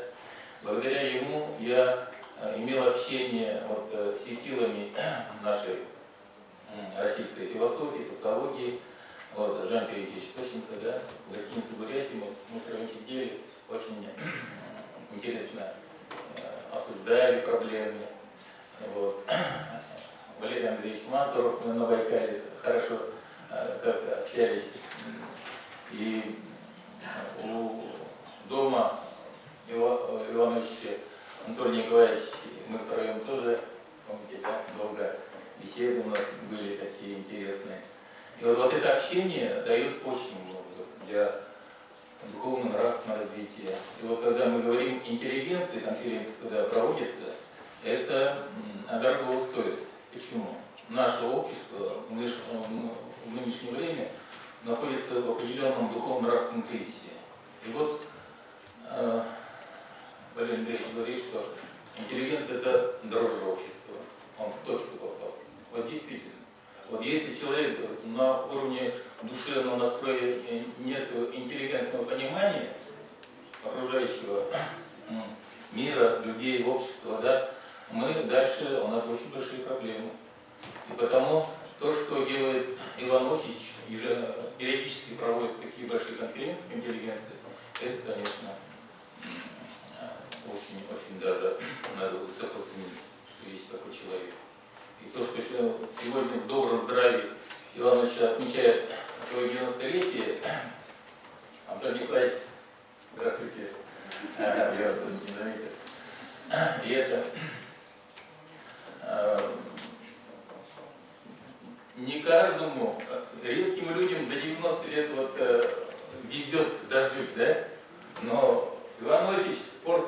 в кино мы видим, и творит, да, творит вот свою науку. Это что-то такое. Действительно, мы должны гордиться, что в одно время мы жили с таким великим человеком. Я, наверное, не преувеличиваю, не боюсь этого слова. И потому, Иван Ильич, вот действительно 10 лет отметим так же, как и сегодня. Я думаю, все будет хорошо. И у меня уже раньше, чем наш кафедра купила ручку, у меня своя ручка есть. Ручка такая, что перо само бежит за мыслями мудреца. Да. Да. Так что это... И у меня есть хода. У нас бурятские обычаи. Мы с ходаком подарок. Вот Лариса Вячеславовна вот эту с собой взяла. Да я оставлю. Ручка. Тему венику не вяжет. Сразу почувствуйте, как легко пишется. Так. Сейчас я ходак вам. Синий ходак. Символ глубокого уважения, открытой части, вот так. И вот, пожалуйста, шаг, да.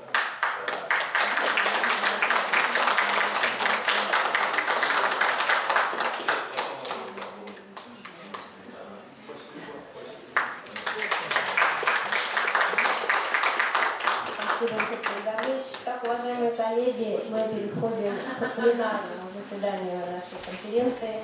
Иван Ильич, я хочу предоставить вам слово для доклада.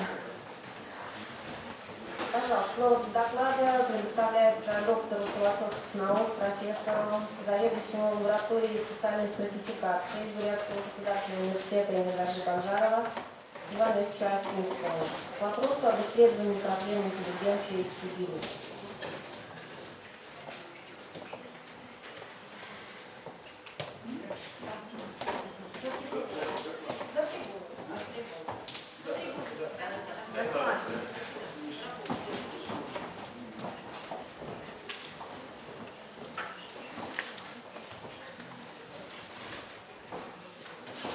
Уважаемые коллеги, напоминаю регламент работы конференции. Доклад в пленарном заседании до 10 минут. Лучшее исключение доклада Ивана Ильича.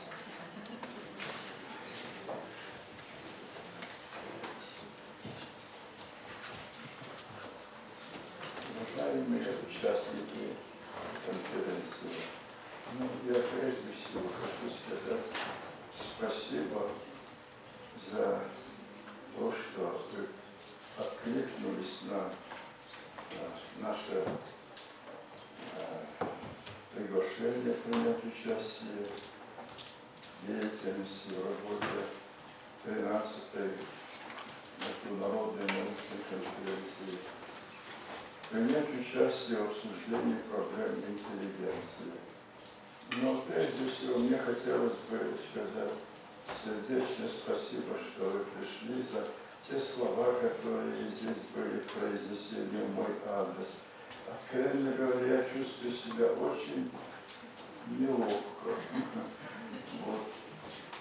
Ну, что я могу сказать? Конечно, то, о чем говорилось, понятно, что в юбилейный день рождения, ну так как принято говорить хорошие слова, вот, так что еще раз спасибо, желаю всем всего самого доброго, здоровья, благополучия, успехов, любви, счастья, всего того, что можно пожелать человеку. А теперь, поскольку мне было предоставлено слово для доклада, так? Да. Я постараюсь кратко изложить основные тезы своего сообщения. Ну, прежде всего хотелось бы сказать, что это наша конференция 13-я по счету. Первая конференция, международная конференция, была проведена в 1994 году, то есть 29 лет назад. И проведение этой конференции было связано с теми проблемами, которые обострились в то время. Проблемы, связанные с развитием общества, с развитием интеллигенции, когда действительно интеллигенты просто встревожились, что происходит в нашем обществе. Ведь, вот я помню, была опубликована первая статья, была в материалах конференции, первая статья доктора философских наук, профессора Вадима Сергеевича Семенова, главного редактора журнала «Вопросы философии». Вот он выступал тогда с первым докладом на нашей конференции, и он с очень большой тревогой говорил о тех проблемах, которые переживает интеллигенция. Интеллигенция находится на распутье. Часть отказалась от прежних ценностей, от прежнего мировоззрения, восприняла новые, другая, наоборот, очень жестко, строго придерживалась прежних определений. Шла исключительно острая, напряженная борьба среди людей интеллектуального дела, и среди интеллектуалов. Кто-то отказался, кто-то воспринял, кто-то ищет пути, но во всяком случае очень неспокойно. И Вадим Сергеевич призывал, надо решать проблему интеллигенции. И мы тогда действительно взялись, выступили с предложением провести международную конференцию по очень острой и злободневной в то время интеллигенция, проблемы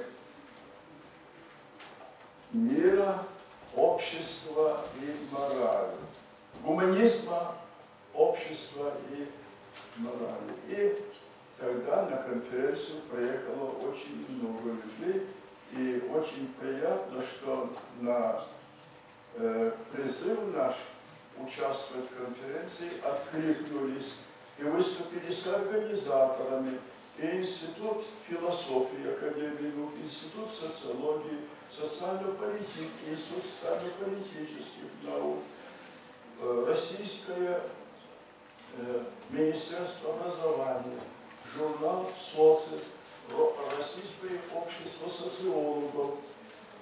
И через 3 года включились в качестве соорганизаторов многие зарубежные институты, Щецинский, Польша, Житомирский с Украины, Монгольский и так далее. И у нас в течение многих лет, 12, сегодня 13 конференций, 12 конференций было проведено вот совместно всеми этими организациями, очень авторитетными, и многие люди в этих учреждениях исследуют до сих пор проблемы интеллигенции. Нам очень приятно, что отозвались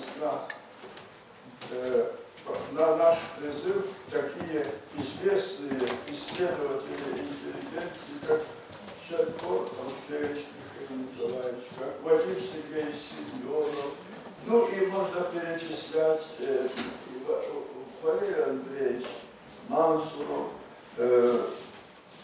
и так далее.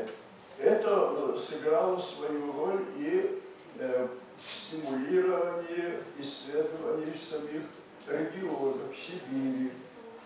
Вот, и за этот период, за 29 лет, нами проведено 12 научных конференций. Вот сегодня 13-я научная конференция. были обсуждены самые сложные, актуальные проблемы, касающиеся интеллигенции. Кто участвовал в этих конференциях, тот помнит. Это проблемы гуманизма народа и власти, это проблемы интеллигенция и национальные отношения, интеллигенция и нравственность, интеллигенция и самоидентификация, интеллигенция и развитие, ну и так далее. Можно перечислять. Я не буду на это тратить время. Вы, кто участвовал, вы помните. Эти конференции, обсуждения сыграли свою достаточно важную роль. Об этом сообщалось в средствах массовой, в журналах и журналах «Вопросы философии» и других.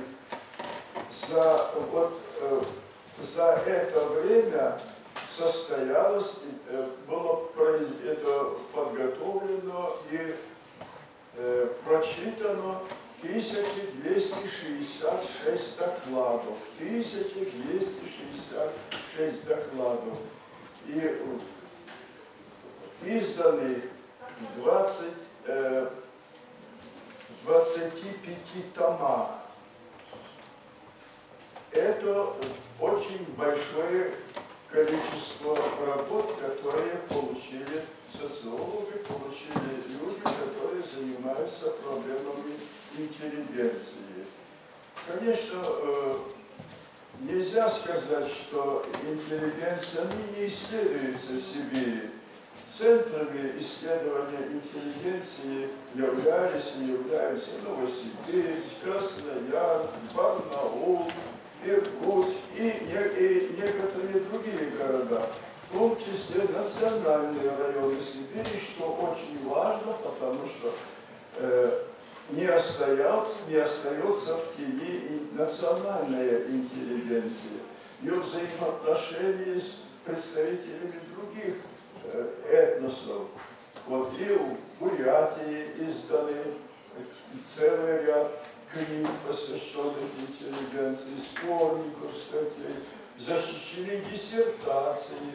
То же самое можно сказать о Якутии, где я не один раз бывал и выступал там на семинаре, помню интересные доклады, посвященные интеллигенции.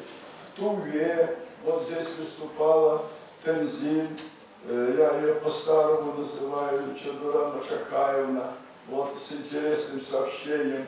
И она, мы написали с ней книгу о Туве интеллигенции на рубеже 20-21 века, хотя у меня до этого была написана книга «Интеллигенция Тувы. Формирование, развитие и деятельность 20 век». Это тоже большая. Так что можно сказать, что Тува в этом отношении очень активно исследует интеллигенцию, а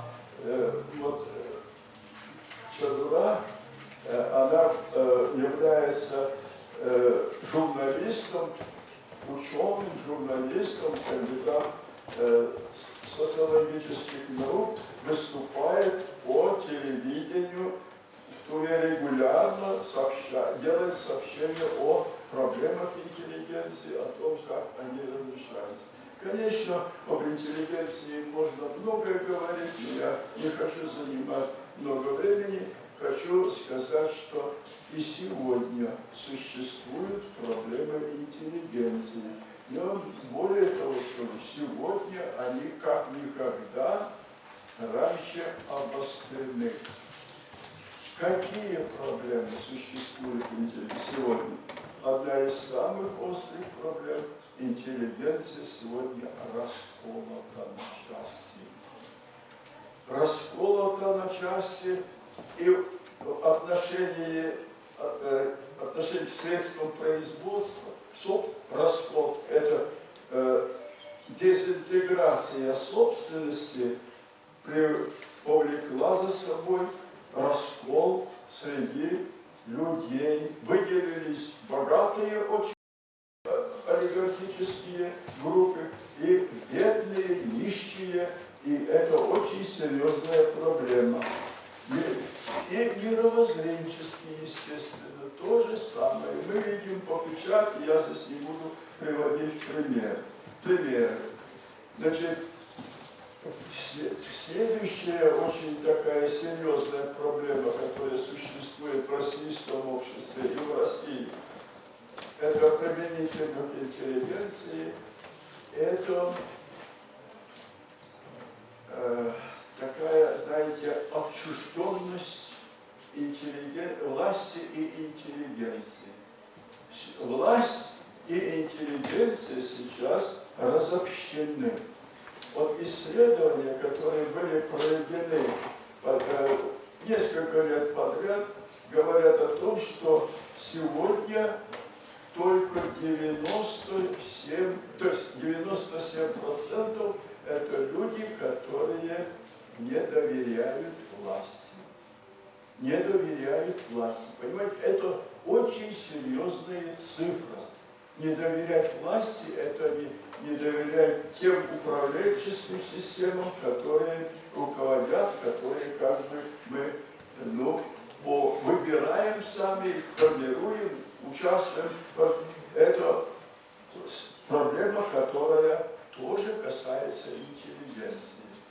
Нельзя не сказать о такой и о других проблемах. Проблема, следующая проблема – низкооплачиваемая социальная группа. Низкооплачиваемая, особенно в Сибири. Я не беру такие, как северные районы, Ханты-Мансийск, и Южно-Сахалинск. Я беру такие области, как, скажем, Омская область, и прочие, средние. Здесь, вот если вы посмотрите интернет, вы увидите различия в средней оплате, различия в средней заработной плате человека любой области. В Сибири можно сравнить с европейской частью. В Сибири, казалось бы, где суровые климатические условия, где больше человек тратит средств на существование, здесь более низкая заработная плата. С этой проблемой связана и следующая проблема интеллигенции. Это отток специалистов, отток значительной части интеллигенции из Сибири в европейские районы. Отток. Притом отток весьма существенный. Вот, кто и почему выезжает? Выезжают и другие категории населения, но прежде всего выезжают специалисты, люди образованные, инженеры, врачи, учителя, ученые и так далее. Почему выезжают куда? Выезжают в крупные города европейской части страны. Почему уезжают?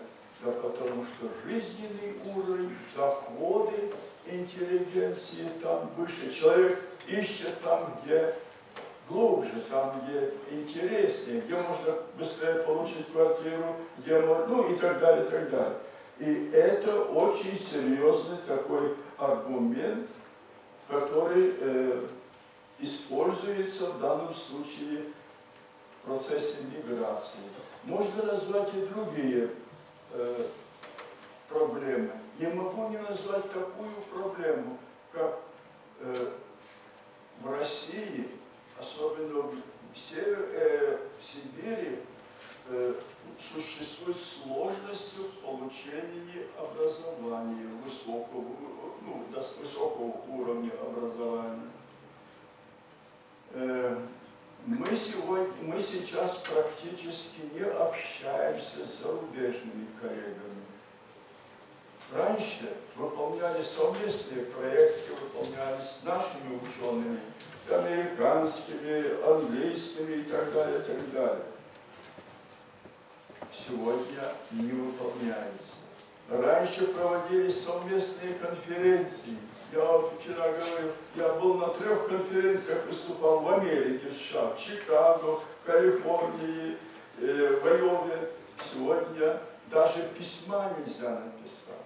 Или там же в Англии, в Китае и так далее. Я практически вот 3 года, раньше постоянно уезжал, сейчас я последние 3 года никуда не выезжаю. Ну, нету возможностей, нельзя выезжать. Это, когда изоляция существует ученых науки, это смерть науки. Развивается наука в процессе общения, обмена, совместных выполнения совместных проектов и так далее. Ну и общение всегда играет огромную роль. Сегодня нету.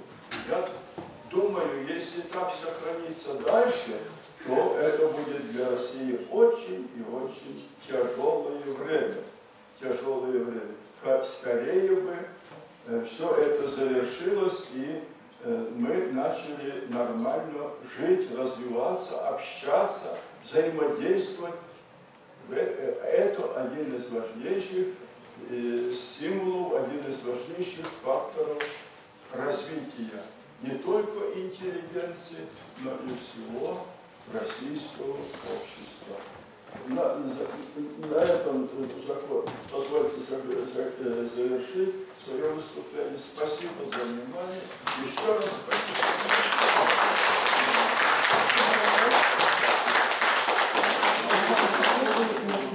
Вам необходимо задать вопросы, вы можете в письменном виде передать их сюда в президиум. Спасибо. Иванович, я прошу вас, пожалуйста, мы не могли бы у нас ненадолго, буквально покинуть 5 минут, потому что корреспонденты российских вестей также спешат сообщить о нашей конференции, о вашем знаменательном юбилее для всех телезрителей Большого Сибирского и Дальневосточного региона. Мы отпустим, Иванович, ненадолго чуть-чуть поработаем с него.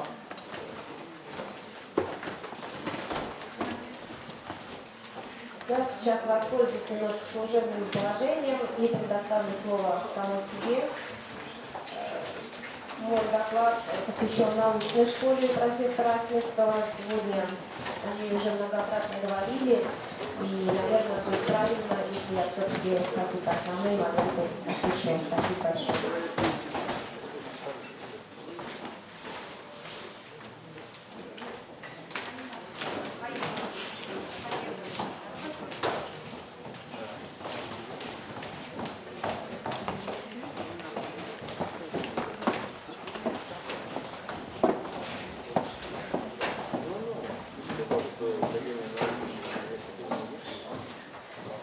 Итак, тема моего сообщения уже представлена на слайде. Я хочу говорить о научной школе профессора Ахметова. Доклад очень долго думала, назвала «Десятилетие творчества и успеха». Сразу оговоримся, речь идет практически о полувековом сроке. Научные школы давно стали предметом специального исследования ученых. Философы, социологи, юристы, специалисты в области науковедения активно обсуждают проблемы определения научной школы, ее социального, правового статуса, выявление основных закономерностей существования, оценки вклада, роли и значения развития научных знаний. Это очень важно, это очень необходимо для решения целого ряда задач, связанных в первую очередь с поддержкой научных школ, обеспечением их успешного и результативного функционирования. Среди ключевых признаков научной школы называются самые разнообразные, но я вот представила взгляд Дежина и Киселева, которые выделяют следующие черты, характерные для многих определений. Они представлены на слайде. Я обращу ваше внимание на второй пункт: наличие лидера, либо харизматичного в качестве морально организующего звена, либо хозяина, либо администратора и управленца. Безусловно, и этот пункт, как и все остальные перечисленные составляющие, существенной значимы при рассмотрении научной школы. Но в своем сегодняшнем докладе мне хочется подробнее остановиться именно на роли лидера научного сообщества, его значение для успешного развития данной формы научного сообщества, профессионального и личностного становления учеников. Как отмечают создатели современного философского словаря, научная школа – это пример научного сообщества, в котором влияние на него личностных качеств лидера особенно обнажено. Ученые формируются не только под непосредственным воздействием научных идей, но и под влиянием людей, составляющих научное окружение, их личностных свойств, ценностных ориентаций, культуры, стиля мышления, информационных установок. Поэтому Конан полагал, что непосредственно связь между мастером науки, учителем и его подмастерьем, учеником, необходима в силу того, что в исследовательском поиске всегда содержатся некие неформализуемые компоненты, которые не могут быть усвоены иначе, как путем прямого общения. Эти компоненты не передаются через текст, письменные или устные, не вербализуются и потому не осознаются не только самим исследователем, но и всеми остальными. В своей книге «Личное знание» Конан доказывает, что формально вышкаленный ум, не приобщенный к живым родникам личного знания, бесполезен для науки. Это своеобразное обучение личному знанию как источнику творческих идей является важнейшей функцией любой научной школы. Благодаря общению с учителем исследователь принимает своеобразную историческую эстафету развития научного знания. Стержнем этой эстафеты является логика развития науки, которая выражается в форме всеобщих инвариантов, категориального строя науки. В научной школе осуществляется таким образом обучение наиболее интимным и трудно вербализуемым механизмом научного творчества, передаваемым из первых рук от крупного ученого лидера школы. Именно влияние лидера, организатора научной школы, его авторитет, достигнутые результаты, по нашему мнению, составляют едва ли не главный залог успеха научной школы, в том числе научной школы доктора философских наук профессора Осинского. Несколько цифр. О них уже говорили, но я на них остановлюсь. Итак, что такое научная школа Осинского на данный момент времени? Это 83 успешно защищенных диссертаций. Среди них 14 докторских и 69 кандидатов. 77 соискателям в период с 1981 года по настоящее время присвоены ученые степени кандидата и доктора наук. 5 учеников Ивановича под его руководством успешно защитили обе диссертации, и кандидатскую, и докторскую. Как уже сегодня отмечала ученица Ивановича, доктор философских наук, профессор Русского университета Ольга Борисовна Истомина, это результат поистине достойный книги рекордов Гиннесса. Однако подлинное изумление вызывают не только цифры, не только количество успешно защищенных работ. Даже поверхностный анализ диссертации учеников профессора Осинского свидетельствует с одной стороны о чрезвычайном разнообразии предпринятых и успешно завершенных исследований, с другой стороны о системной глубокой проработке отдельных, наиболее актуальных, животрепещущих проблем жизни общества, что является несомненной заслугой научного руководителя, лидера школы. О чем же пишут представители научной школы Осинского? Что находится в центре внимания? Прежде всего, конечно, это изучение социальной структуры Бурятии, Забайкалья, регионов Сибири. Это социальное положение, социальное самочувствие отдельных социальных групп – женщин, молодежи и студенчества, пенсионеров, врачей, военнослужащих, чиновников, предпринимателей, инженерно-технических работников, жителей города и сельских поселений. Не менее важной является проблема социализации, социальной адаптации различных групп населения к быстро меняющейся социальной реальности. Изучение причин возникновения и многообразных проявлений социальных девиаций, другие кризисные явления в современном социуме, сопровождающие процесс трансформации социальных ценностей, сопровождающие их процесс трансформации социальных ценностей, который особенно затрагивает основные социальные институты, в частности, институт семьи. Ну, а также цивилизационные процессы, которые связаны с глобальными социальными системами и также влияют на весь образ жизни современного социума. Особое место занимают в исследованиях учеников Осинского проблемы интеллигенции, интерес к которым Иванович привил многим соискателя, прошедшей подготовку под его руководством. Мировоззренческие представления интеллигенции, мнение происходящего в ее социальном положении, особенности формирования национальной интеллигенции. Вот далеко не полный перечень вопросов, ставших предметом изучения соискателей ученых степеней, которых подготовил профессор Осинский. Выводы, сформулированные ими, позволяют составить относительно полное и всестороннее представление о действительном положении этого уникального социального слоя, сложившегося и активно проявляющего себя, в частности, в сибирском и дальневосточном регионах России, на территории сопредельных государств. Отметим здесь работы Драгомира Цукайком. Бабуковой, я прошу прощения, сразу буду говорить без фамилии, но я пыталась в презентации ставить полную информацию, не буду называть название презентации, они также представлены на сайте. Бабу, Буркиной, целый ряд работ, посвященных русской интеллигенции, российской интеллигенции, успешно защищенных Алексеевой, Добрыниной и Назаровой. Менее важен при исследовании интеллигенции социологический взгляд на проблемы отдельных профессиональных групп. В этой связи необходимо отметить работы Зинерева, Окуневой, Ивановой, Межумян, Александровой, Аканиной и Линчиновой. Новая социальная реальность 90-х годов прошлого столетия нашла отражение в появлении новых социальных групп, институтов, органов власти, общественных организаций.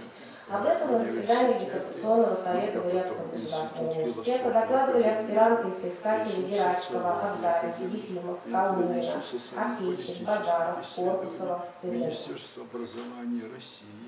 Ученики Осинского не упустили из виду и те социальные группы, которые давно и прочно обосновали социальный портрет Бурятии и Забайкалья.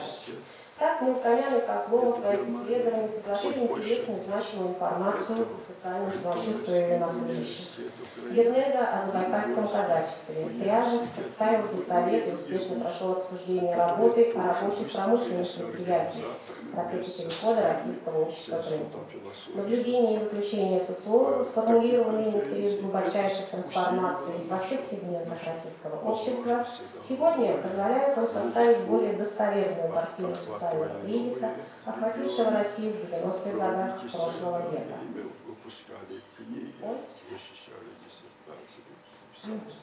Не случайно в контексте вышесказанного тот интерес, который был проявлен научной школой Осинского в проблему социальной девиации, социальной патологии. Целый ряд работ были успешно защищены в нашем диссертационном совете учениками Ивана Иосифовича. Это работы Балдаевой, Васильевой, Шиллер, Монташевой, Барановой, Герасимова, Кацовой, Татаровой и так далее. За более чем 40-летний период существования научной школы профессора Осинского ее представители неоднократно обращались к обучению студенческой молодежи. Об этом сегодня уже мы говорили неоднократно. Ее ценностных установок, социальной и профессиональной адаптации, особенности организации и проведения досуга, социальных настроениях и привычках. Речь идет об исследовании Затеева, Шемякиной, Гамбоевой, Солигаевой, Полоковой, Саксудаевой, Макаровой, Обезьяновой, Жансуевой, Вишняковой. В перечне наиболее актуальных тем социологических исследований, подготовленных аспирантами и докторантами Осинского, мы обнаружим проблемы женщин, подростков, людей пожилого возраста, всех тех, чье социальное положение в эпоху перемен традиционно оказывается более сложным по сравнению с другими, более защищенными социальными группами. Сразу несколько работ были представлены, успешно защищены под научным руководством профессора Осинского.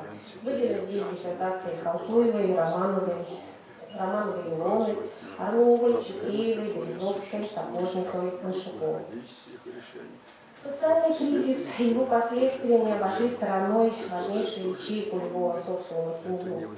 Иванович в течение ряда лет вместе с своими учениками внимательно, скрупулезно изучал проблемы и трудности этого социального института, что в результате нашло отражение в целом ряде работ диссертации Гылыковой, Суборовой и Яковлевой. Иванович, как вы знаете, представляет не только кафедру философии нашего университета, но и возглавляет научную лабораторию по изучению социальной стратификации, социальной структуры, изменения социального статуса, бытовых условий, мировоззренческих представлений, сельских жителей, горожан Бурятии, Забайкальского края, соседних территорий, всегда повестки дня ученого и работающих под его руководством соискателей. Методологические основы исследования строения общественного организма стали в сфере дискуссионного проекта «Москвич». Положение сельских жителей, обитателей городов Кавказского региона рассматривали имя Ямы, Паяк, Подминова, Гордеева, Чепак, Затеева, Шангаева, Кузьмиева, Шмидтова. Глобальные процессы взаимодействия, коммуникации, социальная миграция, бурное развитие научных знаний, новых технологий, их влияние на политическую сферу общественной жизни изучены не только с точки зрения практической социологии, но и социальной философии, теоретической науки о обществе. Также получили оценку в обширном перечне работ учеников Осинского. Здесь необходимо сказать о диссертации Балханова, Мандатовой, Вячеславом Борисовичем, Кузнецовой и Стоминой. Мы также говорим о диссертациях Кочеровой, Лукашина, Беславской и Корниенко. Вот Корниенко Анна Анатольевна буквально несколько месяцев назад, точнее сказать, в апреле 2023 года успешно защитила докторскую диссертацию по социальной философии вот на указанную тему. Представленный обзор диссертационных исследований учеников Ивановича Осинского позволяет сделать вывод о чрезвычайно широкой палитре научных интересов научного руководителя. Бывало широкие его кругозора, исследователя, стремление ученого максимально глубоко вникнуть в научные проблемы, оказать всю возможную методологическую, теоретическую помощь начинающим и опытным ученым.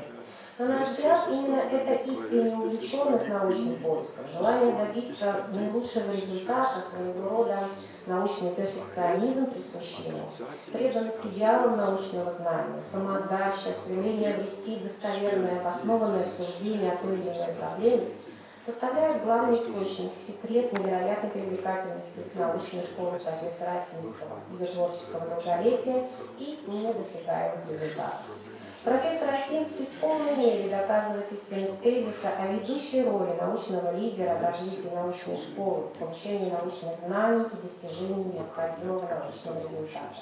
Многочисленные ученики, коллеги Осинского, несомненно, люди счастливой судьбы, которым повезло встретить на своем пути настоящего учителя, наставника, руководителя, сумевшего не только поддержать, но и всемирно развить их способности и таланты, поверить в свои силы и добиться желаемых высот на первичном пути к истине.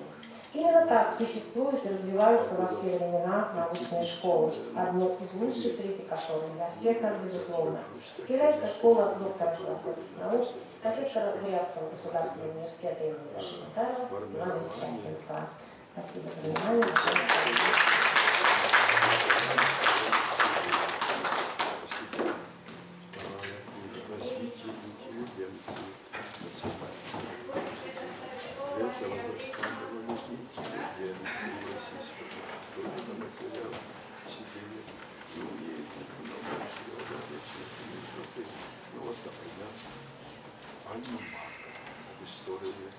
А вот там можно сегодня есть план, все понятно. Сколько я могу говорить?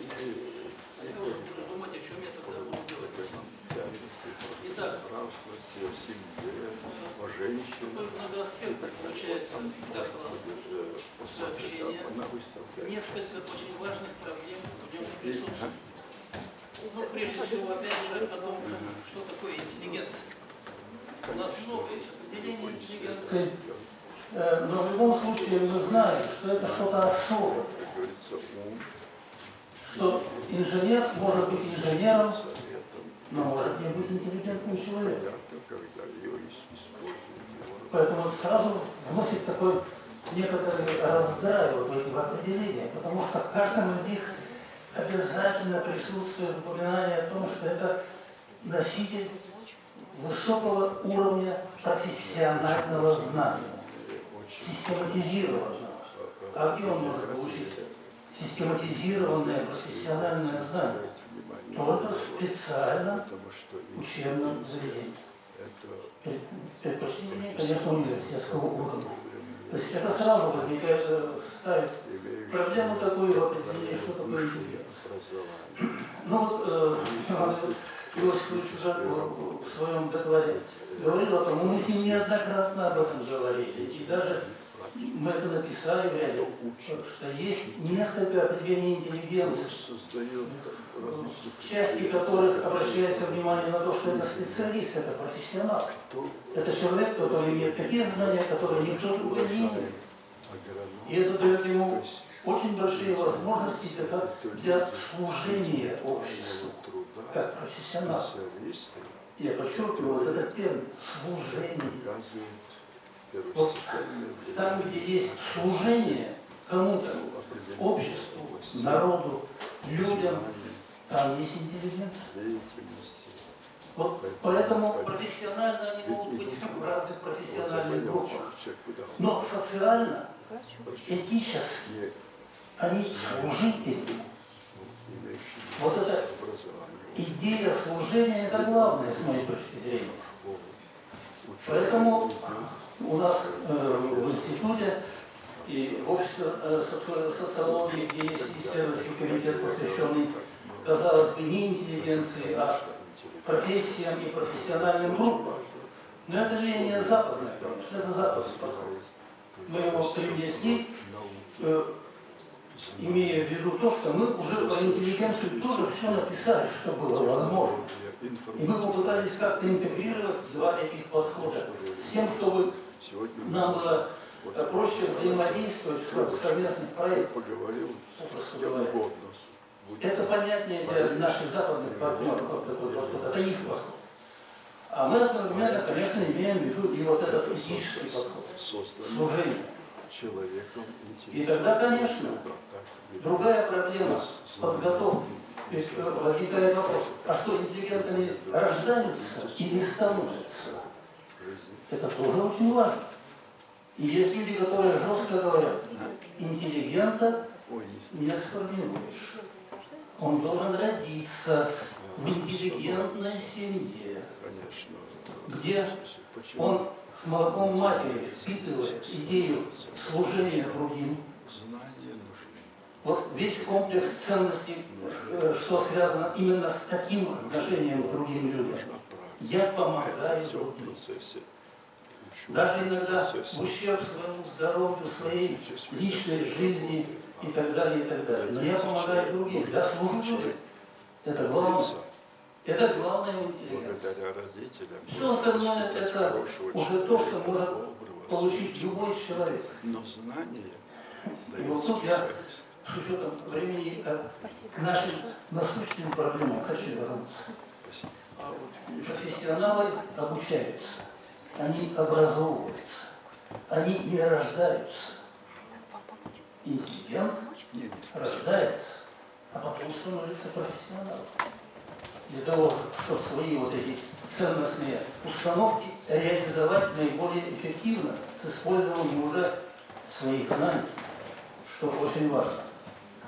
И поэтому, я, может быть, сейчас кого-то насторожу, поэтому в советской школе, вообще в системе образования, так скажем, это было объединено. Там это было все вместе. Там стояла задача формирования всесторонне и гармонически развитой личности. Личностью становится, конечно, личность развивается, безусловно. Первый этап социализации – это семья. Не случайно Иван Иосифович так много времени уделял семье, потому что он работал еще и по проблеме интеллигенции. В семье закладываются вот все эти моральные, этические принципы. Как относиться к другим людям. Вот семьи, в которых какие-то сначала приветствуют и говорят, а какие вы хорошие, какие вы, хорошо, что вы нашли время зайти, значит, давайте, вот мы так давно не встречались, как, то есть демонстрация уважения, товарищеского отношения, любви, даже любви иногда, да, гости ушли, в этой же семье говорят, ну вот опять, понимаете, времени столько потеряли, вот посидели, надо было то-то сделать, то. Вы думаете, дети этого не видят? Дети это усваивают. В семье это формируется. Этика и мораль межчеловеческих отношений. В интеллигентной семье формируется интеллигентное отношение. В неинтеллигентной – потребительское. Вот сиюминутное. Человек полезен, я с ним буду дружить. Человек для меня бесполезен, а зачем мне с ним вообще общаться? Вот этот раскол всегда присутствует. А система образования, которая ориентирована только на обучение и образование, она формирует неинтеллигентных людей, неинтеллигентных людей. Она формирует специалистов, профессионалов, который профессионально выполнит любую работу, за которую ему заплатят. Там такие критерии. А интеллигент, во-первых, он будет заниматься тем, что ему интересно, и то, что он считает полезным не только для себя, а прежде всего для общества, то есть для других людей. Вот для него главный критерий. Поэтому все, что говорится, научная школа, там, система воспитания и так далее, это вот об интеллигенции как раз. А все остальное это о специалистах, которых можно купить, и они будут делать все, что вам надо. Может быть, в ущерб и обществу, потому что корпорации и какие-то бизнес-структуры, они ведь свои цели преследуют. У них ведь не стоит задача развивать общество, развивать личность членов этого общества. Да они об этом никогда не думали и думать не будут. А мы 30 лет реформировали нашу систему профессионального образования именно по этой модели. А потом возникает вопрос, а куда у нас делась интеллигенция? Так откуда ей появиться, прежде всего, можно спрашивать тебя. Поэтому понятно, что если только везде напишут о том, что они должны получить высокий уровень профессионального образования, вот это знание и так далее, и так далее. О воспитании ни слова. Благо, что сейчас заговорили об этом, благо, что сейчас появились какие-то документы даже по этому поводу, но пока еще на практике нас оценивают по-старому. По-старому. Воспитание – это, так сказать, это второстепенная вещь, что там воспитывать, жизнь воспитает. А жизнь кто делает, кто ее формирует, кто ставит цели и задачи. Это ведь тоже интеллигенции дело. Прежде всего, интеллигенция говорит о том, об идеалах, о том, к чему надо стремиться, что для этого надо делать. Показывает примеры, там, литература наша великолепная показывает примеры, которые урезали до, не знаю до чего даже, да? До ватерлинии в средней школе. Система образования делает нормальные условия существования, работы, развития и формирования интеллигентного человека. Это надо четко себе усвоить. Отсюда второй очень важный момент, на этом я буду заканчивать, что мы в своем исследовании, как раз учитывая вот все эти моменты, мы обратили внимание на профессиональные династии. В докладе и об этом есть. А вот когда есть профессиональные династии, здесь элемент воспитания чуть ли не ведущий. Ведь в семье формируется отношение будущей профессии. Там идут профессиональные разговоры и этические разговоры тоже. Дети видят, как относятся родители к тому, чем они заняты, как они об этом говорят, как они это оценивают. Они видят, как оценивают их родителей, окружающие, там, те, кто живут, соседи там, и те, кто работает вместе с ними. Им это тоже очень важно. И вот эта социализация семейная в данном случае, она помогает тому, кто родился в интеллигентной семье. Он там формируется как интеллигент. Вот сочетание двух этих элементов как раз является основой моего сообщения, которое я на этом буду завершать. Но это не значит, что мы завершаем наши исследования. Мы их продолжаем, конечно. У нас уже несколько выпусков монографических было сделано по этому поводу. И мы обращаем внимание на то, что появившаяся идея о том, что профессионалам или владеть профессией можно очень быстро. Можно с нуля практически стать профессионалом. Вообще идея такая ведь существует еще назад. Вот к нам пришло, что каждые 5 лет надо менять профессию. Потому что мир развивается быстро, появляются новые возможности, новые какие-то средства. Ими можно овладеть и забыть о том, что было до вас. Я не возражаю, это можно сделать. А куда деть ценности? Ценности тоже надо формировать.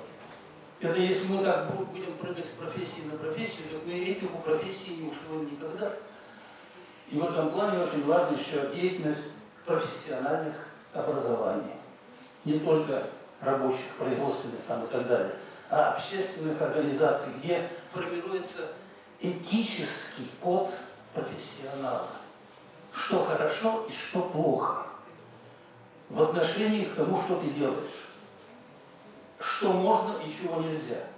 Американская ассоциация, например, они для нас примером в этом плане являются, я об этом всегда везде говорю и не боюсь, как говорится, сказать, они сами оценивают и сами принимают и исключают из своих ассоциаций тех профессионалов, которые нарушают этику профессиональной деятельности. Это очень важно.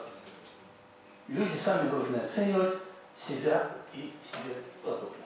И поэтому для меня как раз очень важно вот в этой, о чем вы рассказывали, что в этой научной школе не просто передаются знания какие-то, образовываются люди, получают какой-то уровень образования, а там наследуется, передается весь этот комплекс ценностей, вот, оценки своей деятельности, своего места, своего, так скажем, своей роли в развитии всей общественной структуры, всех людей, которые живут в этом обществе. Спасибо. Все остальное будем увлекать.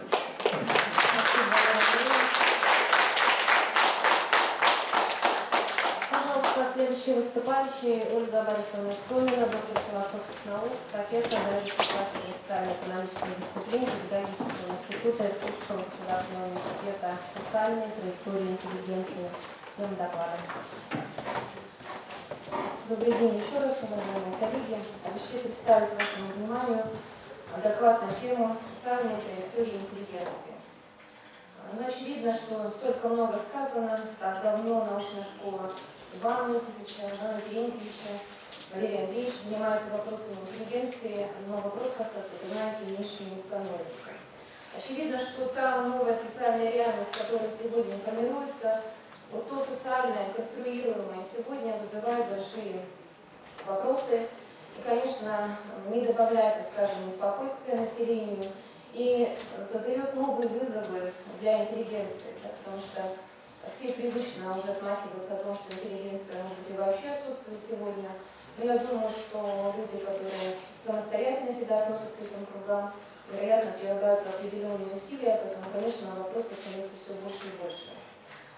Те события, которые вы понимаете, да, вот наш социальный контекст определяет, что мы сегодня имеем так много разветвлений, да, куда отправиться и налево, направо, назад, вперед, во всех любых направлениях.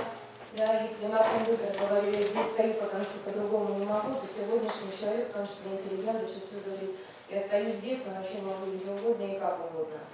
И, конечно, это то, что вызывает большие опасения и, прежде всего, к институциональным функциям самой интеллигенции. Те события, которые происходят, это текущие события новой конструируемой реальности, определили, ну, на мой взгляд, да, таких 3 самых очевидных линии поведения, три самых очевидных социальных траектории. Одна это, я называю для себя ее, для меня это решение, не знаю, согласна с ним, нет, это псевдогруппа за псевдомир, как будто бы есть хоть один разумный человек, который за войну. А люди, которые приняли для себя решение мигрировать в разные регионы и оттуда учить нас, как нам жить в России. И решать текущие задачи, несмотря на наши политические убеждения, согласие, несогласие с политическим, но честно выполнять свой долг у станка. Да? Вторая группа, не менее ярко выраженная, на уровне ажиотации, я бы сказала, такой ура-патриотизм, который не менее ярок в своем дискурсе, да, в своей полемике, в категоричности суждений. И зачастую это то, что с точки зрения социальной философии вообще никак не соотносится с настоящим реальным патриотизмом. Я думаю, вы понимаете, о чем я говорю. Третья линия – это зачастую такие премудрые пескари, да, если обращаться к великой русской классике, которые заняли выжидательную позицию и, в общем, да, как-то индифферентно относятся к текущей политической обстановке. Интеллигенция не может быть равнодушна к текущей реальности. И поэтому, конечно, очевидно, что независимо от того, какой канал мы смотрим, где мы читаем новости, в любом случае мы можем сказать, что это новое социальное, по сути, становится антисоциальным, или, я бы сказала, квазисоциальным, да, потому что очевидно, что независимо от траектории, ну просто очевидно любому разумному человеку способы манипуляции, манипулятивного воздействия на сознание населения и широких масс. И очевидно, я думаю, для большей части собравшихся, что сегодняшнее положение, да, вот самая текущая роль интеллигенции, она зачастую размывается как раз отсутствием вот этой ярко выраженной позиции служения народу, то, о чем говорил Валерий Андреевич, то, о чем говорит Иван Осипович в своих многочисленных трактатах и книгах об интеллигенции. По сути, можно было бы сказать, что сегодня не проявлена та самая субъектная роль интеллигенции как актора, обеспечивающего духовное производство своими знаниями, опытом вместе с другими социальными группами. Ну и, конечно, да, смысл о том, что вот эта идея служения обществу, служения людям. Вообще, да, в карьерных ориентациях есть множество разных позиций, накопительства, признания, карьера. Ну вот, пожалуй, самое частое, то, что проявляется в здравоохранении и в системе образования, все-таки служение людям. Хотя это позиция, которая очень опасна своими рисками.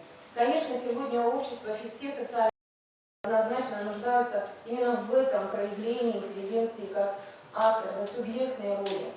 И в этом смысле очень хочется сказать, что население это точно испытывает дефициты концентрации народной совести, нравственности.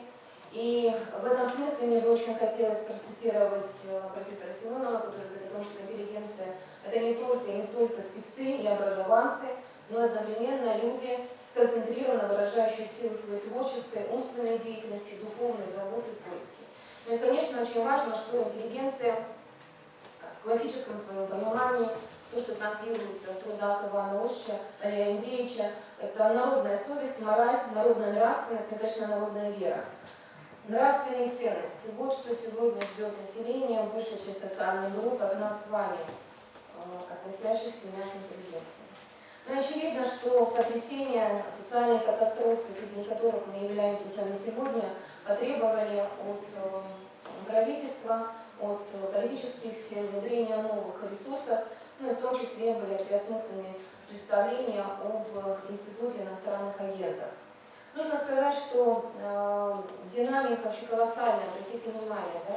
Причем самое смешное, что, конечно, нужно сказать, что в этот список прежде всего попадали те люди, которые, ну или обществом, или чаще всего сами себя относили именно к интеллигентам. Да, вчера на УЭКе было сказано о том, что 170 деятелей науки со званиями заслуженных народных деятелей культуры мигрировали и покинули свое отечество в самые легкие времена. Ну и обратите внимание, то, что есть периоды, когда есть абсолютно точно спад, это транслируется как раз, ну, тем не менее, все равно со сложными социальными процессами. Ну и очевидно, конечно, что лидером по числу иностранных агентов стал 22 год. Я думаю, что причины всем очевидны. При том, что это список подвижный, да, то есть не только включаются, но и исключаются люди. В том числе хотелось бы сказать, да, что, конечно, очень важно посмотреть на структуру, стратификацию иностранного агента. Да, кто эти люди? Вот обратите внимание, что в большей степени это, конечно, журналисты, деятели СМИ, блогеры, но зачастую это как раз люди, которые представляют в том числе и образовательные учреждения. Это наши с вами коллеги, которые имеют большие ресурсы оказания воздействия на молодое поколение прежде всего. Ну и, конечно, обладают ресурсами распространения информации в своих личных YouTube-каналах, на своих страницах в социальных сетях. И в этом смысле, конечно, получают определенную степень вирулентности, когда этот контент становится очень таким стремительным в своем распространении и адресованным абсолютно конкретным социальным группам. В большей степени, скажем, да, не способным пока критически относиться к той информации, которую они потребляют. Но обратите внимание, я думаю, что вы уже изучили, кто эти люди: музыканты, писатели, гражданские активисты, защитники прав ЛГБТ-сообщества, фем-активисты. Ну и в том числе, вы обратите внимание, 19 человек из данного списка, это далеко не полный список, он был пополнен уже в конце августа, это ученые научные организации, это наши с вами коллеги. За что боролись иностранные агенты в России? Ну, самые, так скажем, да, топ-10 инициатив, которые на сегодняшний день представляют, ну, пожалуй, наибольшие вопросы вызывают у общества. Это и поддержка тех сообществ, которые возбуждают ненависть и межнациональную вражду. Это формирование негативного образа России, особенно это удобно делать за рубежом, как вы понимаете. Не решать проблемы здесь и сейчас, не выполнять свою социальную роль, а активно получать, находясь в другом гражданстве, в другом государстве. Ну, я думаю, что понятно, что это участие в несанкционных мероприятиях, призывах к таким мероприятиям, ну и, в общем, по сути, это такая очень рискованная деятельность, в том смысле, что социальные отзывы, социальные реакции имеют большие опасности для эскалации уже существующего конфликта. Но очевидно, на наш взгляд, что, конечно, образовательная интеллигенция в этом смысле должна точно, четко сформулировать свою позицию. Еще раз говорю, что существуют разные режимы, мы можем транслировать разные идеи, там, быть либералами, анархистами, консерваторами, кем угодно, социалистами. Да? Но в любом случае главная задача – это все-таки отношение к отечеству. И в этом смысле, конечно, очень важно, чтобы в наших кругах интеллигенция помнила про свою роль актора. По предварительным оценкам, не менее 300 вузов имеют историю проектов с лицами, которые признаны сегодня иностранными агентами. Некоторые учреждения этот статус уже меняют, некоторые сохраняют его по сей день. В том числе это и ведущие научные учреждения, и ведущие вузы страны, кстати говоря, определяющие экономику в нашем государстве. И высшая школа экономики, и МГУ, и МГИМО такой опыт продолжают до сих пор, несмотря на спорные моменты. В связи с этим нужно сказать, что уже неоднократно внесли справки в закон об иностранных агентах, и встает вопрос, да, у меня, в частности, не знаю, может быть, вы со мной не согласитесь, в законе внесена поправка о том, что работа иностранных агентов ограничивается только в отношении лиц несовершеннолетних. И возникает вопрос, а почему в ВУЗе человек, являющийся иностранным агентом, может вести сегодня основы российской государственности, рассказывать историю России? Разве мы на это не ответим? Я думаю, что это вещи, которые требуют дальнейшего рассмотрения. Ну и, конечно, на этом фоне хочу сказать, что все-таки у нашей социальной группы образовательной интеллигенции по-прежнему сохраняется высокий статус. И население это в большей степени свои надежды возлагает именно на нашу социальную группу. Потому что исследование, проведенное в апреле 2020 года, показывает по-прежнему высочайший уровень доверия именно системе образования. Посмотрите, здесь есть и СМИ, здесь есть администрация города, поселка, прокуратура, служба занятости. Система образования намеренно выделена красным цветом, потому что это самые высокие степени. Скорее доверяю, высказались более чем половина респондентов. 1000 студентов Иркутской области были опрошены. Конечно, доверие к институту образования, к педагогической образовательной интеллигенции все же сохраняется высоким, но определенные позиции мы потеряли с вами. И уверена, что причина этому, да, одним из мощных социальных факторов является бесконечные реформы, такой приведший перманентный характер в системе образования. Ну и, конечно, те симуляторы, симуляции эпохи постмодерна, которые активно внедрились в образовательные учреждения. В том числе, конечно, это еще и принципы модернизации, когда мы говорим об эффективности прежде всего. Заметьте, да, до сих пор нет однозначных решений учитываться у преподавателей вузов или сотрудников НИИ, статьи в МВД, Скопус, Сайенс.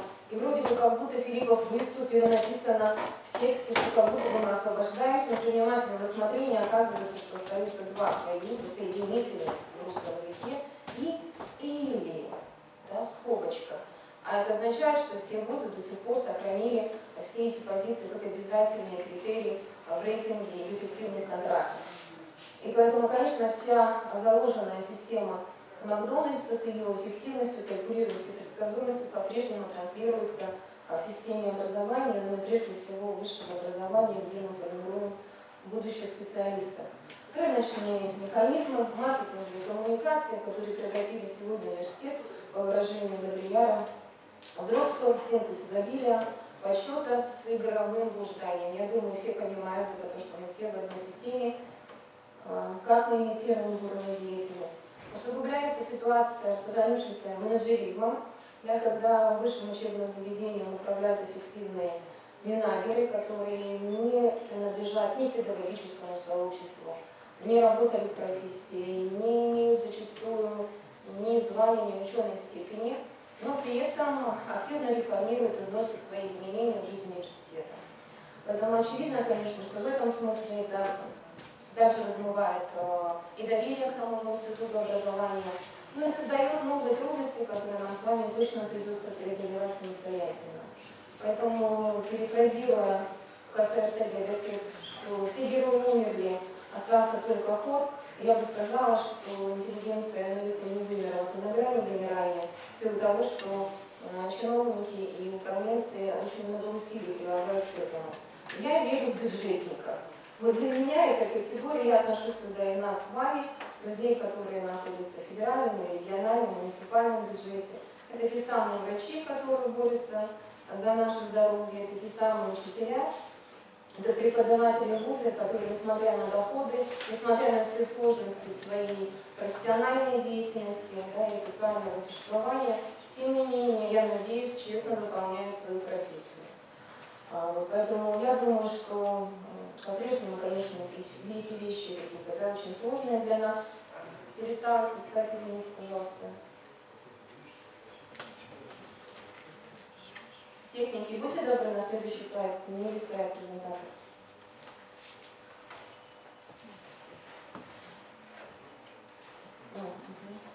Ну и в том числе, я бы сказала, что в рейтинге первичных национальных целей, почему все-таки я надеюсь, что нам население доверяет не только социологическим данным, потому что все-таки повышение качества общего образования по вопросу в целом это первоочередная национальная цель. Не случайно сегодня докладчики об этом говорят, с образования все начинается. Меры поддержки развития социальной активности молодежи, талантов детей тоже были 90%. Далее. Далее, пожалуйста, листает презентатор.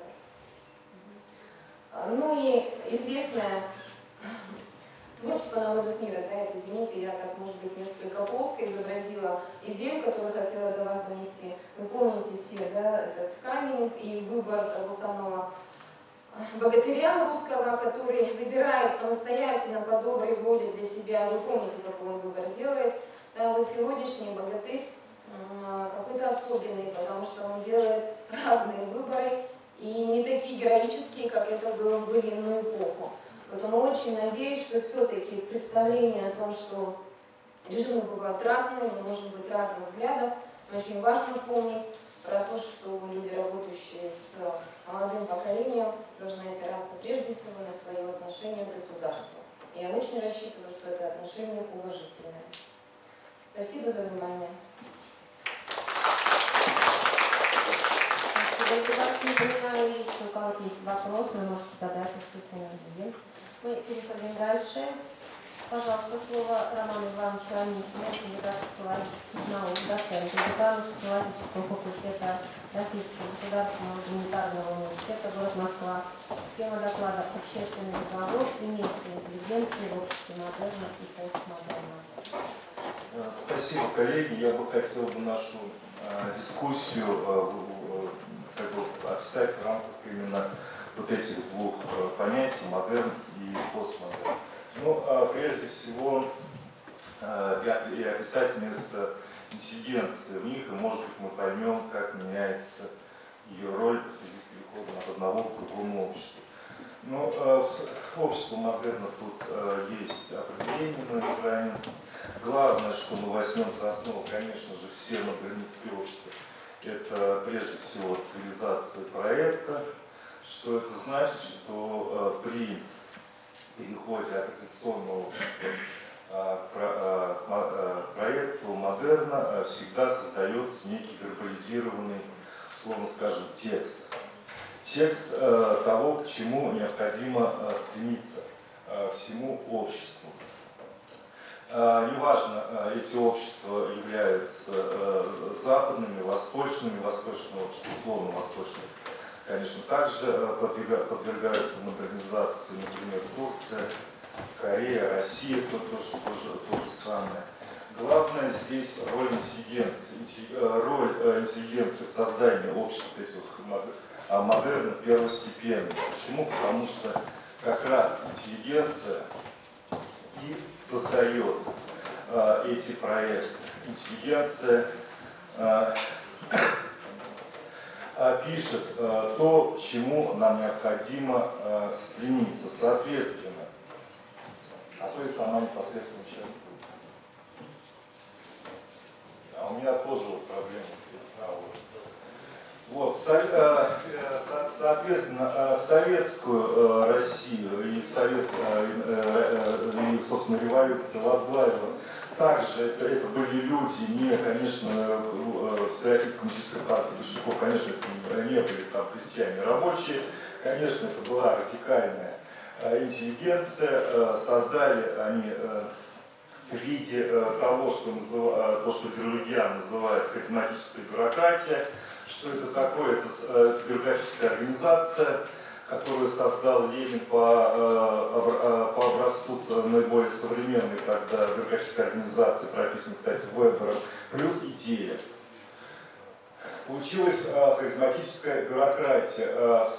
И, соответственно, Советский Союз во многом очень напоминает то, что называется бюрократическое общество. То есть общество, построенное на идее. Идеи действительно в раннем Советском Союзе значили очень много, ну и слова, соответственно. И, соответственно, те люди, которые создавали эти слова. Вообще, в Советском Союзе, на мой взгляд, применимо, во всяком случае, раннем Советском Союзе, такое выражение слова, как дело. Это выражение Вайла Гиннеса, когда слова, вернее, слова означали много больше, чем дела. И, соответственно, роль интеллигенции. Интеллигенция в этом советском проекте, конечно, ее роль огромная. Почему? Потому что, конечно, она имела высокий социальный статус, вследствие того, что она занималась как раз этим проектом, этими словами. В то же время у нее была огромная ответственность за эти слова. И понятно, вот эти рефрессии за то, что не то написал, не то сказал, это как раз издержки идиократического характера Советского Союза. Основная функция, соответственно, интеллигенции определяется в модели, это, конечно, нормирование. А почему нормирование? Потому что вот эти все идеалы, что правильно, что неправильно, определяет интеллигенция. Интеллигенция определяет, в конце концов, что является нормой, что не является нормой. Каким образом, тот же самый учитель, что он делает по факту? Он определяет, соответствует ученик каким-то стандартам и ставит ему точку. Врач что делает? То же самое делает. Писатель пишет проект о том, как нам необходимо жить. То же самое норму. То есть основная функция интеллигенции – это, конечно, нормирование. В этом плане интеллигенция определяет не только конкретных людей, как им жить правильно, но иногда определяет, конечно, и судьбы целых классов, наций, слоев, объявляя их там традиционными, отсталыми, нецивилизованными и, соответственно, нуждающимися в какой-то дистилляции. Этим мероприятием мы также наблюдали, ну, то, что там и сейчас наблюдаем, пожалуй, когда происходит отмена целых слоев. Ну, кто это делает? Это делает, конечно, государство. Ну, кто дает эти проекты? А кто определяет, что правильно, что неправильно? Определяет интеллигенция. Нет, проект пишет интеллигенция, конечно. Маркс, он не политик. Маркс, он, конечно же, чистой воды интеллигент. А на их основе уже политики принимают решения. Поэтому в обществах модерна, конечно, роль интеллигенции, как создатель этого проекта, она огромна. Осуществляется это путем простой, конечно, такой создания дихотомий рабочих, то есть цивилизация, не цивилизация, современность, традиция, современность осталась, ну и, соответственно, одни группы слои определяются как современные, другие группы слои определяются как осталось, что с ними делать, соответственно, это уже интеллигенция отдает в руки тех, опять-таки, государственных, которые и реализуют политику, там, допустим, по осовремениванию страны. Ну, в нашем там рассказачивании то же самое в российской, и национальные. Тут хороший пример можно привести фильм Чингиза Айтматова «Первый учитель», который как раз показывает. Там финальная сцена, да, учитель, конечно, это представитель современности, приезжает в село, отсталые крестьяне, руководимые басмачами, сжигают его школу. И что делает учитель? Учитель в конце, он идет, и там у них это дерево, собственно, единственное там, на огромной там, территории, на 100 километров, его заботливо выращивал там дедушка, дерево красивое, деревом все любуются, на дерево приезжает посмотреть, что делает учитель, он берет и рубит это дерево. Метафора однозначно, ради современности, ну, дерево это как символ традиции, мы срубим все дерево и приведем вас к современности. Это по роли интеллигенции в советском модерне. Но это время закончилось и наступила постсовременность. Напомню, постсовременность, главное, постсовременность, то, что никакие проекты не нужны. Постсовременность, постмодерн, говорят, все, будущее наступило, есть только настоящее. Никакого будущего нет. Даже постсовременность часто артикулируют и прошлое, но прошлое по большому счету также постмодерну не нужно. Постмодерну нужно только именно настоящее. Соответственно, никакие проекты постмодерна не нужны. Соответственно, и та функция, которую выполняла интеллигенция в модернистских обществах, она действительно имела огромную функцию и высокий социальный статус. Помню, там писатели, актеры, учителей и так далее, прославляли их, они уже в современности эту функцию утрачивают. И, соответственно, сама группа, так как она не становится дисфункциональной, она утрачивает свой статус. Собственно, интеллигент — это постмодерный человек, который просто жонглирует смыслами, Нового года, другие люди определяют, что нужно, что нет. Кому удается монетизировать свое искусство жонглирования знаками, тот интеллектуал, кому нет, а тот интеллигент. Ну, то есть, главное в этом, что хотел бы подчеркнуть. Плохо ли это хорошо? Ну, коллеги, давайте мы себе тоже зададим вопрос, а хотели бы мы вернуться в те времена, где действительно интеллигенция и ее слово обладало каким-то весом. Ну, то есть вот аналог стражи исламской революции. Действительно, пытаются построить они общество, управляемое нравственностью.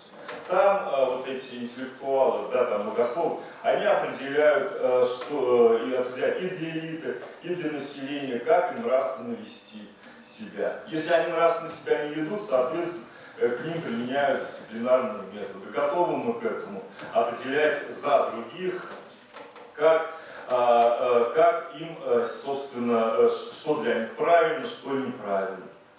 Этот, конечно, вопрос требует такого очень ответственного суждения. Если готовы, то пожалуйста, мы можем интеллигентность, ну, если, конечно, это вернется, что вряд ли, интеллигенция станет, собственно, таким как бы мерилом или судьей общественного развития.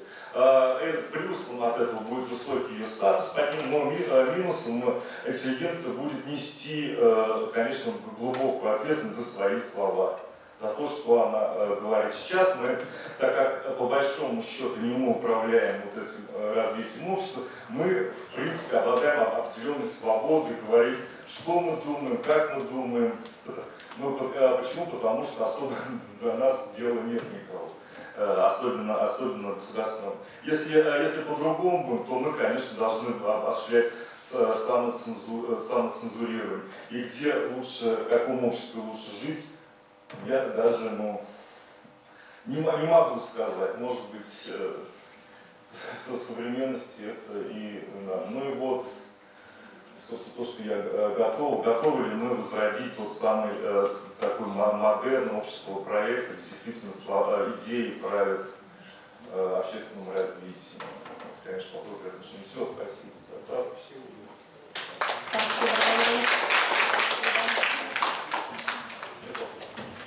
Продолжаем пленарное заседание. Я представляю нового кандидата. Он очень хорошо. Да, Российский государственный гуманитарный университет сегодня представлен еще Иваном Андреевичем Тощенко. Он онлайн, сейчас на связи. Пожалуйста, внимание, экран. Так. Уважаемые коллеги, слышно меня? Да. Вот, я уточняю. Слышно Да, меня? все хорошо слышно, спасибо. Хорошо. Ну, тогда я начинаю выступление. Уважаемые коллеги, я рад приветствовать участников очередной байкальской встречи, которая посвящена в то же время такому знаменательному событию в жизни Осинского Ивана Иосифовича, с которым мы уже давно знакомы. И вот в своем выступлении я хотел бы о двух моментах сказать. Сказать о том, что о самом Иване Иосифовиче, как я думаю, Роман Иванович Анисимов уже представил наше приветственное слово, но я думаю, что я добавлю к нему некоторые свои соображения. И в второй части я немного остановлюсь на проблемах российской интеллигенции. Итак, по первой части, что касается Ивана Иосифовича. Я повторяю, в добавление к тому приветствию, которое уже озвучено, я хотел бы сказать, что Иван Иосифович олицетворяет, на мой образ, несмотря на все трудности и на все разные толкования настоящего российского интеллигента, сам с большой буквы. В чем это проявляется? Я и по жизни, и по трудам вижу, что интеллигент включен в дела общества, всего российского общества, дела своей республики, дела своего университета. Это по всем параметрам уже наговорились, и я еще раз повторяю, что это заинтересованность, это участие, это обсуждение, это размышление о том, что делается в обществе, что делается в республике, что делается в университете. То есть включенность как гражданина своей страны. Второе. Это забота о науке, о поиске новых идей поиске того, что, в общем-то, делает одновременно человека и ученым, и гражданином, и представителем именно нашей интеллигенции. Это забота проявилась в поиске многих идей и социальной структуры общества, и этнических проблем, и региональных проблем, ну и очень многих других вопросов.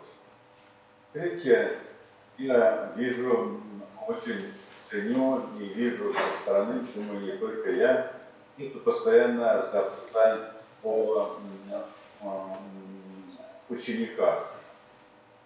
В общем-то, с Иваном Осиповичем связаны многие люди, которым он дал путевку в жизнь. И я очевидцем был неоднократно разговора Ивана Осиповича с своими подопечными, аспирантами, студентами. Это в самом деле, по большому счету, учитель, который заботится о своих учениках. Ну и последнее – это взаимоотношения с коллегами.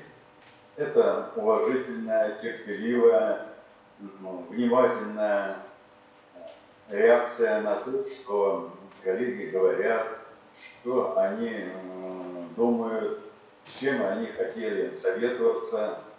И я думаю, что ни один из них не засомневался в том, что прийти к Ивану Осиповичу за советом, за предложением, за обсуждением, он всегда встретит заинтересованное отношение к нему.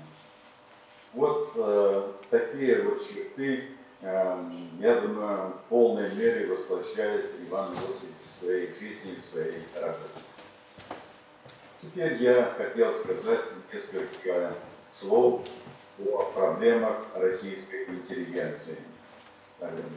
Ну, видите, что сейчас очень противоречивое отношение к интеллигенции и самой интеллигенции, к самой себе.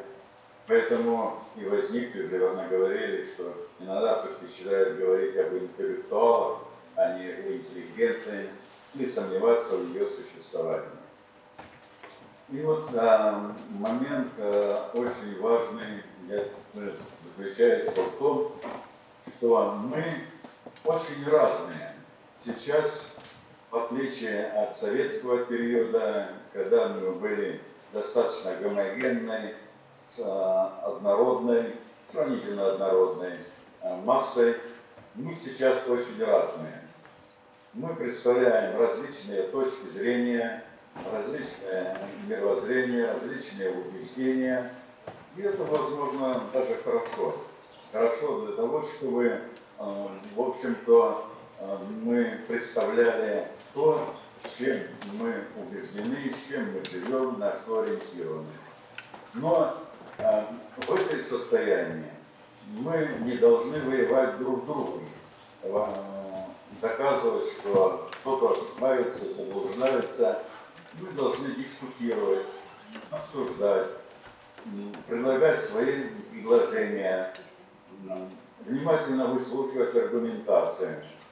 Я думаю, что уже давно прошло то время, когда другая точка зрения воспринималась как ошибочная, как неприемлемая, как сомнительная. Мы, оставаясь, повторяю, разными, должны внимательно слушать, максимально и стараться убеждать именно с своей точки зрения, а может быть даже в известной мере принимать другую. Поэтому, будучи разными, будучи различными, мы должны строить именно научное, интеллигентное отношение, дискуссию, суждение между друг другом.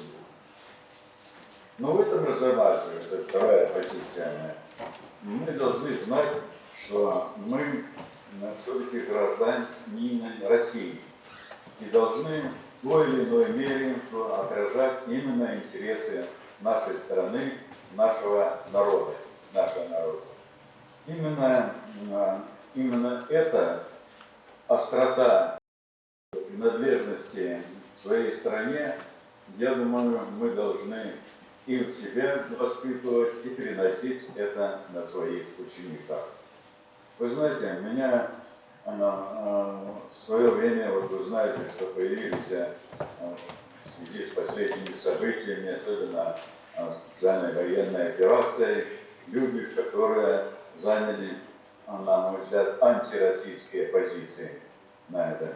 И решили даже свое мнение высказывать из-за границы, а не внутри страны. Я в этой связи хотел привести вот стихотворение, вернее, фразу из стихотворения Анны Ахматовой.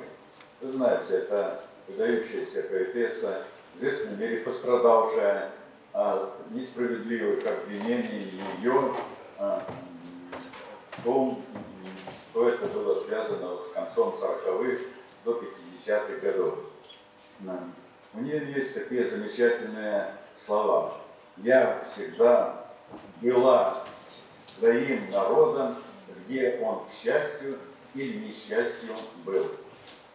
То есть вот подчеркивает то, что она именно даже в такой тяжелой жизненной ситуации, которая была, она чувствовала и проблемы страны, и проблемы людей, и проблемы того, что связано с своей страной. Да. Третий момент, который, в общем-то, на мой взгляд, у меня есть такая статья, которая называется таким образом: «Народ всегда прав, даже если он не прав». Это не каламбур. Да. Это в самом деле реальная ситуация, потому что исторический процесс в конечном счете решает народ. Может быть, с определенными заблуждениями, определенными поисками, определенными находками, но в конечном счете именно большинство народа определяет судьбу своей страны. Мы вот сейчас занимаемся проблемами общественного договора, который показывает, что если состоится или не состоится этот договор между государством и народом, то ставится под сомнение само существование самого государства.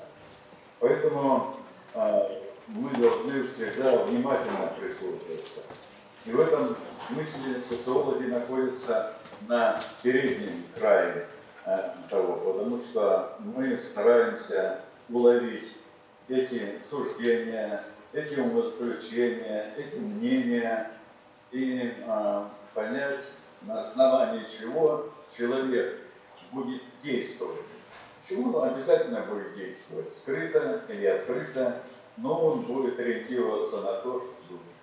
И вот наша задача, в данном случае социологов, как раз постоянно работать над тем, как уловить эти тенденции в изменении общественного сознания, общественном мнении и стараться учитывать не только в своей научной работе, но и доводить до сведения тех людей, которые принимают управленческие решения. Ну, и в заключение я хотел сказать, что, понимаете, вот Роман Иванович уже сказал, насколько прислушивается к голосу интеллигенции. Ну, в общем, тут очень проблематичная ситуация, потому что часто люди, которые занимаются проблемами руководства, управления, считают себя тоже представителями и не всегда склонны учитывать мнение тех, кто исследует эти проблемы. Это потеря авторитета интеллигенции и потеря влияния ее.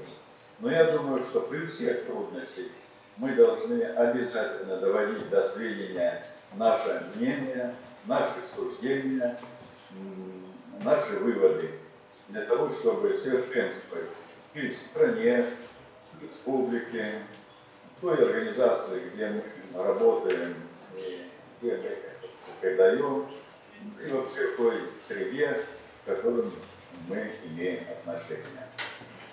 Поэтому я вот слушаю еще, если вы отключите выступления других коллег на этот, и хочу продолжить, что и наш университет, и вот ваш университет эту тему продолжают многие люди. В самом деле, и вот Бурятский университет ассоциируется во мнении многих наших коллег как университет, который занимается проблемами социальной структуры, этнических проблем и особенно проблемами, связанными с интеллигенцией.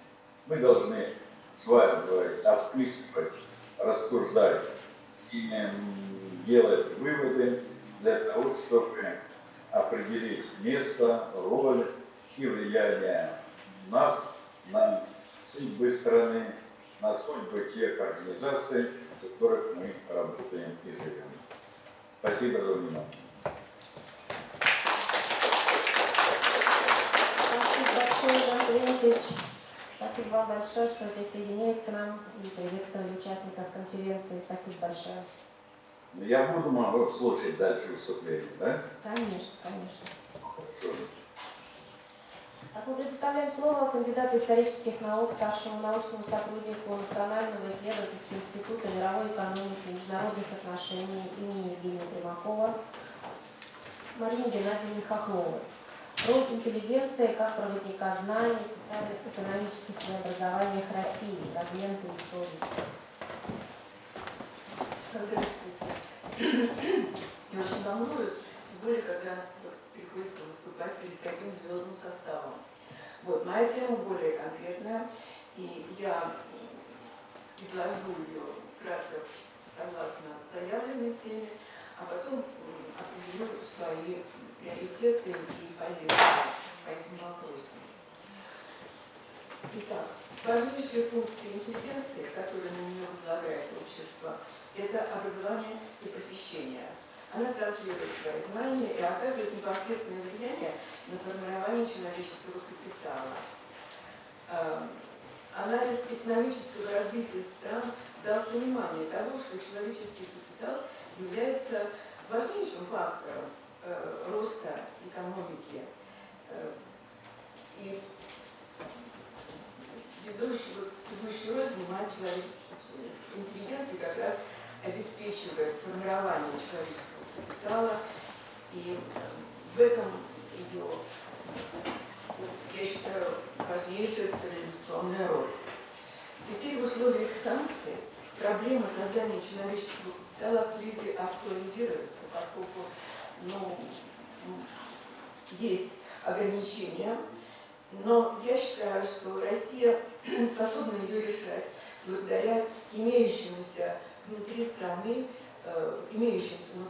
научным школам ученых, преподавателей высоких квалификаций, поскольку в информационную эпоху доступ к информационным платформам, онлайн-платформам доступен, то, в общем-то, не может быть разночтения в законах природы, физики, природы и развития человеческого общества. Поэтому я с оптимизмом смотрю на то, что мы переживем эти ограничения и все наладится. У меня заявлена тема как фрагмент истории. Да? Вот из истории всегда, когда нужно было проводить какие-то преобразования в стране, начинали учить людей, обращались к обучению их, и это всегда было основополагающим фактором успешного развития. Это еще во времена Петра I, мы все это знаем прекрасно. Наличие развитых институтов образования дальше все больше становилось важным параметром достижения конкурентоспособности страны. И роль интеллигенции в обществе, она, при том, что она постоянно менялась, в такие периоды она возрастала, потому что они были носителями этого знания, носителями культуры. Все больше требовалось образованных людей, и образованные люди переставали быть редкостью и образование уже не ассоциировалось исключительно с властью, принадлежностью к элите или особой одаренности. И решающую роль вот в этом сыграло, я считаю, развитие промышленности, потому что система образования как раз формировалась под прессом, который необходим был для развития промышленности. Первоначально все образование преследовало прагматические цели повышения эффективности производства, повышения труда, а как самоценность оно стало, деньги получилось как побочный продукт, потому что образованные люди, они не могут в них, как сейчас, оказывается, играется, или механизм какой-то включается, они не могут не размышлять над проблемами самого широкого, так сказать, спектра. И вот это увеличивало численность интеллигенции, именно той, которая размышляет над проблемами природы. В дореволюционной России демократическая тенденция в образовании стала формироваться в XIX веке, когда средние и высшие учебные заведения наряду с детьми дворян принимали представителей других сословий, а возможность учиться за счет государства была своеобразным социальным лифтом, который четко обозначилось в 60-е годы XIX века. Все больше преподавателей требовалось для классических и реальных гимназий, земских школ, развития среднего и высшего женского образования. В конце XIX века уже насчитывалось 143 средних специальных учебных заведения. Профессиональное обучение происходило в высших инженерных школах, которые в большом количестве создавались в России. Но в многих регионах России, Российской империи в тот период открывались школы с преподаванием на национальных языках. Для этого велась подготовка учителей соответствующих национальностей. Надо сказать, что тогда были заложены хорошие основы системы образования в России, поскольку советская система, она очень успешно использовала дореволюционную интеллигенцию. Научные школы в России существовали до 60-х годов.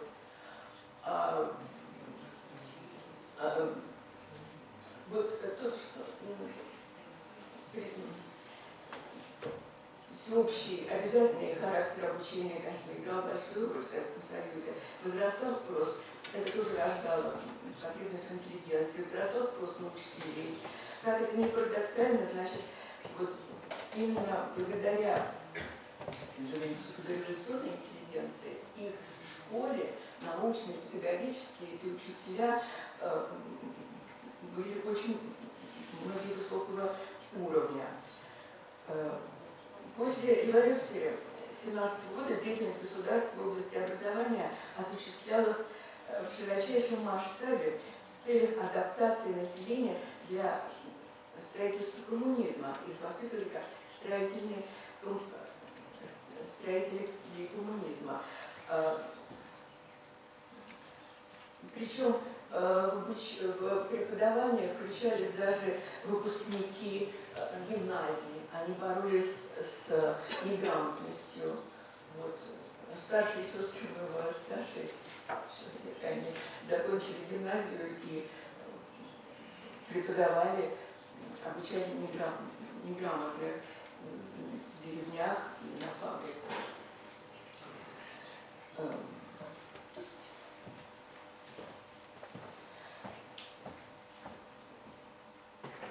Что было целью создания советской интеллигенции? Советская интеллигенция надо все-таки определять не просто интеллигенция, а советская интеллигенция. Это определенный совершенно такой слой, который отличался, в общем-то, от той интеллигенции, о которой сегодня шла речь. Это были, очень много из них были безграмотные люди, которые в течение 3-4 лет на рабфаках был такой заключен такое постановление было СНК правительства в 2018 году. В течение 3-4 лет их готовили для поступления в высшие учебные заведения на инженерные и строительные профессии, которые требовали в большом количестве развивающейся стране.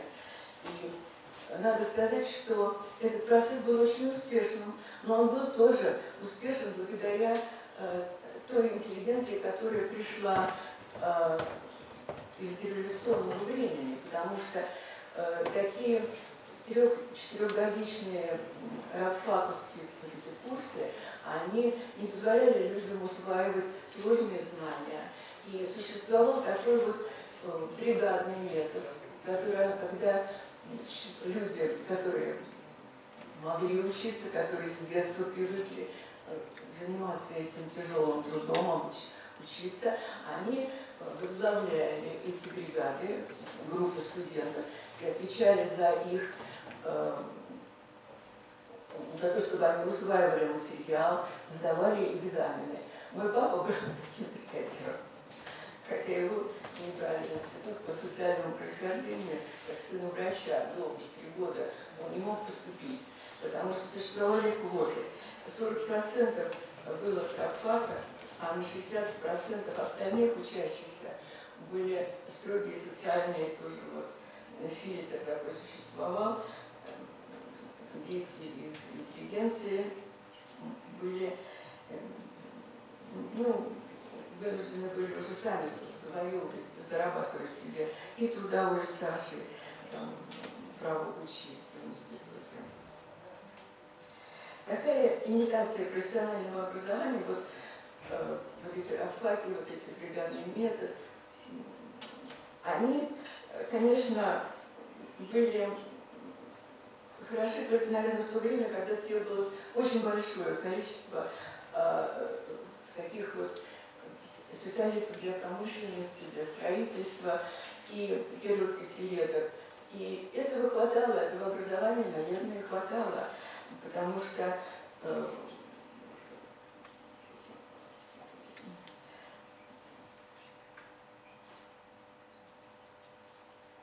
это было прежде всего еще форма их адаптации в этой новой жизни, которая строила советская власть.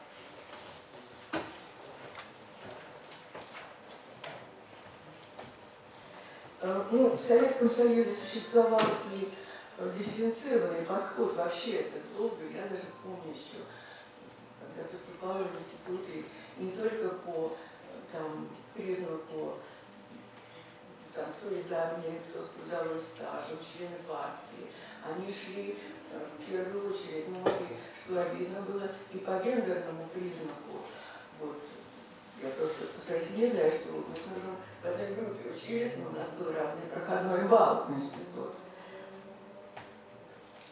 Вот. И тем не менее, в советское время был заказ на образование, государственный заказ. Я считаю, что это очень важный момент, потому что, конечно, должно планироваться количество специалистов в разных отраслях в связи с тем, как развивается экономика страны. Вот. Особенно в 90-х годов и наших дней. В 90-е годы ситуация принципиально изменилась. Заказ на образование стали формировать родители и сами учащиеся, которые решали, чему и где учиться. Если судить по количеству выпускников вузов, престиж образования в России продолжал сохраняться. Как в 2019 году организациями высшего профессионального образования было выпущено в 2,3 раза больше специалистов по сравнению с 90-м годом.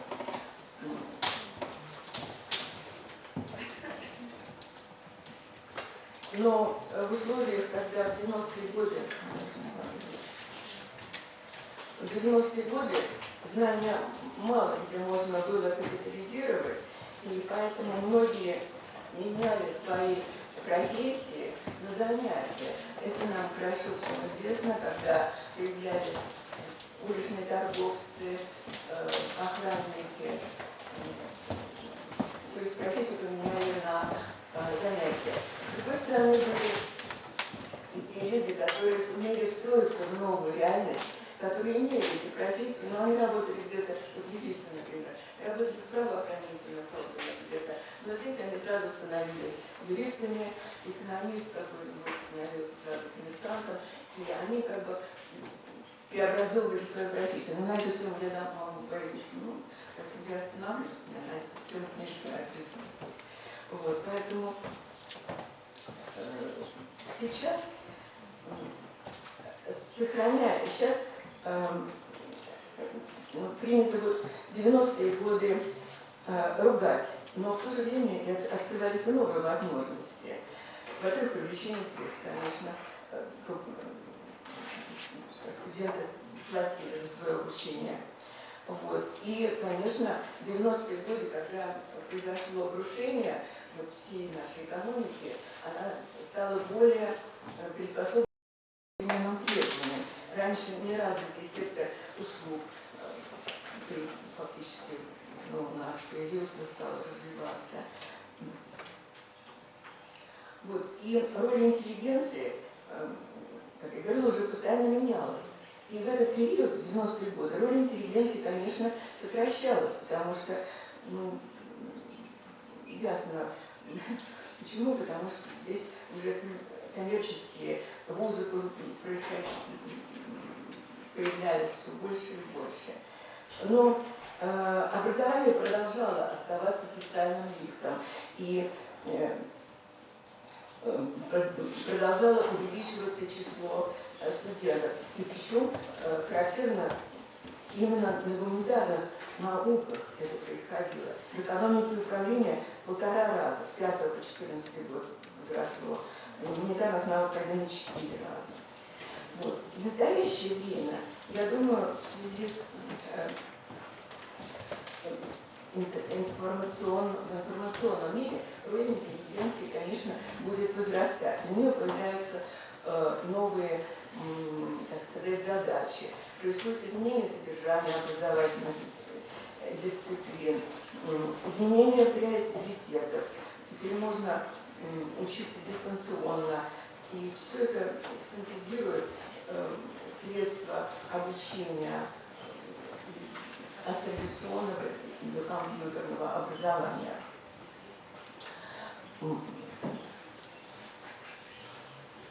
Но для профессии, я сказала себе нет, не буду говорить.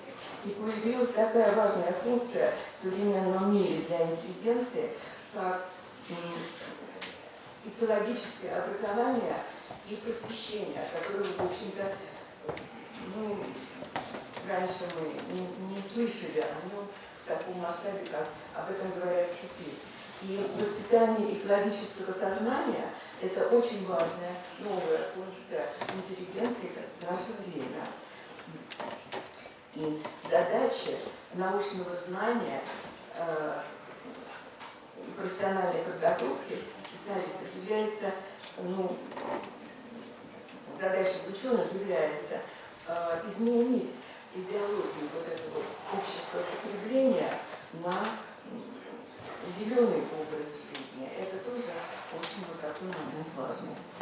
А что это вот постоянная тема, что касается дальше, моя позиция. Я сейчас изложу краткую свою позицию. Я считаю, что вмешательство государства в планирование профессий актуально. Сейчас принято считать, что 40% не работает по специальности, а по Росстату, если посмотреть, по некоторым профессиям, даже по таким вполне современным и востребованным, до 70% учащихся не работают по своей учебной профессии. Я долго задавалась этим вопросом, но почему есть возможность выбрать? Вот, или нет места работы? Нет. Вопрос в качестве. В качестве образования. Люди, получающие некачественное образование, низкое образование, даже когда их приглашают на работу какого-то там, где хорошо оплачивается, где деньги на грант, на какой-то проект, они отказываются, потому что они знают, что они не справятся. Вот вопрос качества образования – это очень важно. Вот. И еще что я хочу сказать, что вот очень важно, чтобы интеллигенция придумала, а она все время генерирует какие-то мысли, какие-то стимулы для того, чтобы люди учились качеству, как бы, вот это становилось их образом жизни, учиться, получать знания. Именно вот получение знаний было их образом мышления в учебе. Потому что вот эти механизмы стимулирования были очень хорошо продуманы в царской России и в Советском Союзе. Например, вот я рассказывала о том, что 6 старших сестер моего брата, моего папы, они закончили гимназию. Это же было платное обучение. И, конечно, отец хотел быть врачом, но он не был в состоянии, у них 9 детей было, дать им образование. Владимир, извините, можно чуть-чуть регламент придерживаться? Все. И там стимулировали это тем, что старший ребенок, если отлично учился, следующий учился бесплатно. Вот. Точно так же стимулы существовали при переселении в Сибирь из центров отбирались люди. Я благодарю за внимание. Прошу прощения, это не много времени. Спасибо.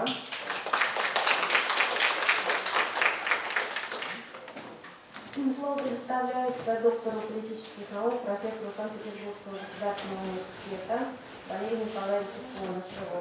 Тема доклада «Интеллигенция и истоки научной дипломатии».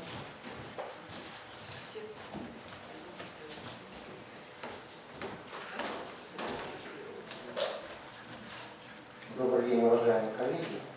Я постараюсь кратко. Итак, сегодня уже прозвучали слова о том, что такое интеллигенция, откуда она взялась. Вот есть, я перечислил несколько вариантов, откуда сам феномен произошел. Действительно, очень важная разница между западным пониманием интеллектуала, это наиболее близкое понятие, и русским интеллигентом. Вот эта морально-нравственная составляющая, она действительно важна. Но можно лишь заметить, что сегодня, наверное, глядя на наше общество, мы видим, что происходит замещение. То есть постепенно все-таки растворяется вот то, как это понималось, глядя на век XIX.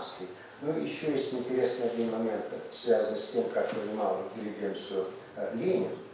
Он отмечал, в частности, ее политическую неустойчивость в связи с проблемой революции, в связи с тем, что она занимала промежуточное положение между классами.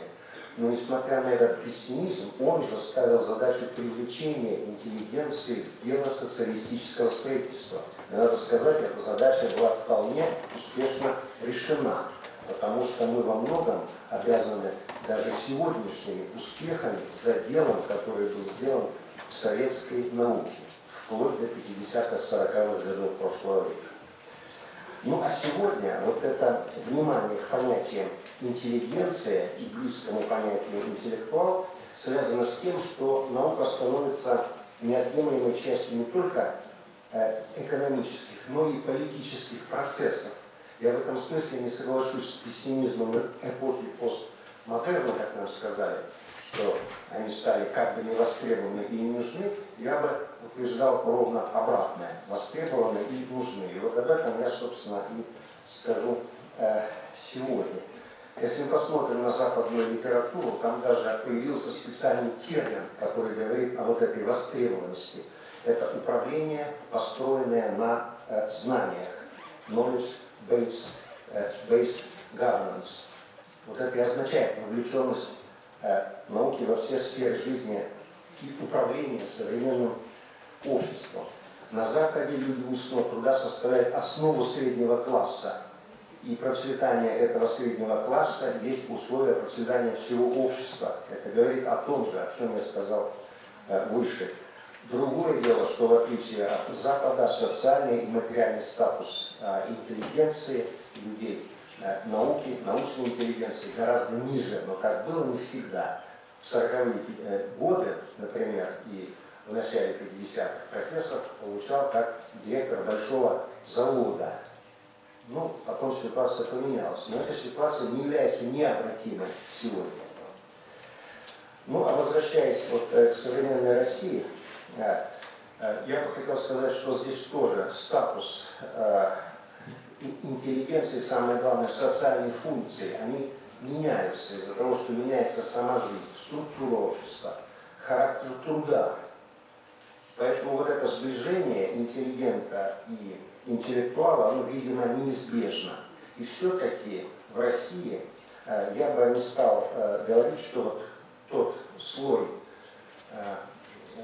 который мы ассоциируем социальной с интеллигенцией, это просто отблеск уходящего XIX века. И, собственно, в этой связи я бы хотел перейти уже непосредственно к содержимому.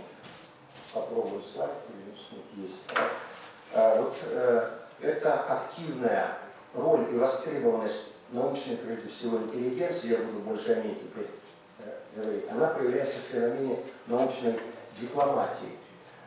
Ну, у вас показаны формы проявления, что это такое, я не буду подробно останавливаться, это видно на слайде. То есть это взаимодействие, по большому счету, лиц, принимающих решения, или политиков, или дипломатов, и ученых.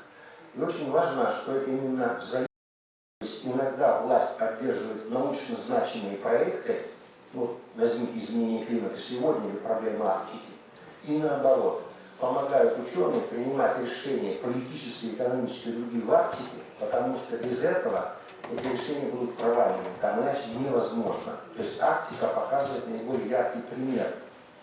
Вот, но не единственный, но вот Арктика в том числе.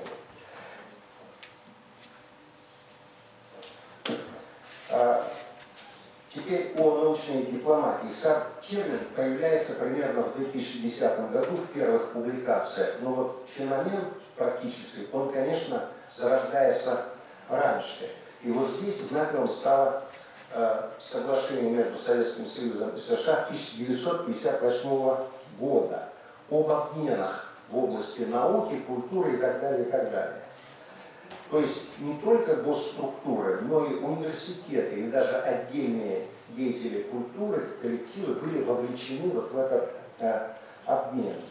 Непосредственные авторы соглашения, дипломаты, они показаны, у вас их фото на слайде, они считали оба, это вот личная заслуга была, это заключение этого соглашения, что интересам и США, и СССР отвечает вот какая политика, какого рода сотрудничество. Ну а 50-е годы это период острейшего противостояния между Советским Союзом и США.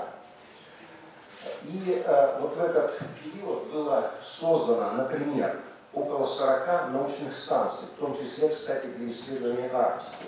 На эти же годы, 1959, договор об Антарктиде, и что там провозглашено? Единственное, что может делать государство в Антарктиде, это научная деятельность. То есть вот примеры активности и эффективности и полезности людей в науке в разгар холодной войны. Что происходит в этот период, по большому счету? Вот конец 50-х годов. Приходит широкое осознание того, что знание – это сила, причем сила политическая. Это пришло вслед за, ну или после того, как была создана, естественно, атомная бомба, ракетостроение, человек вышел в космос. За всем этим стояли успехи фундаментальных наук.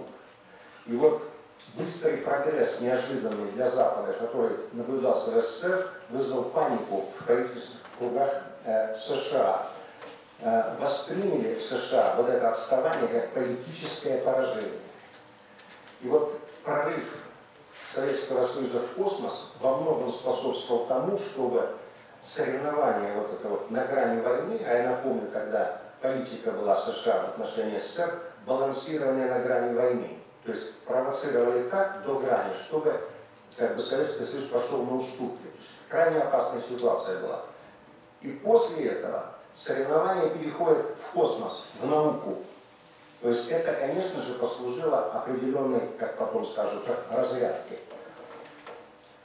Со своей стороны, в это же время для ученых встает вопрос о морально-этических аспектах открытий, о том, как же нужно строить отношения между наукой и высшей политической властью. И вот примером такой глобальной ответственности за судьбы человечества и безопасность стало Поволжское движение, это 1957 год. Это как раз международная неправительственная научная организация, которая пыталась донести проблемы глобальной безопасности и заставить власти всех уровней слушать.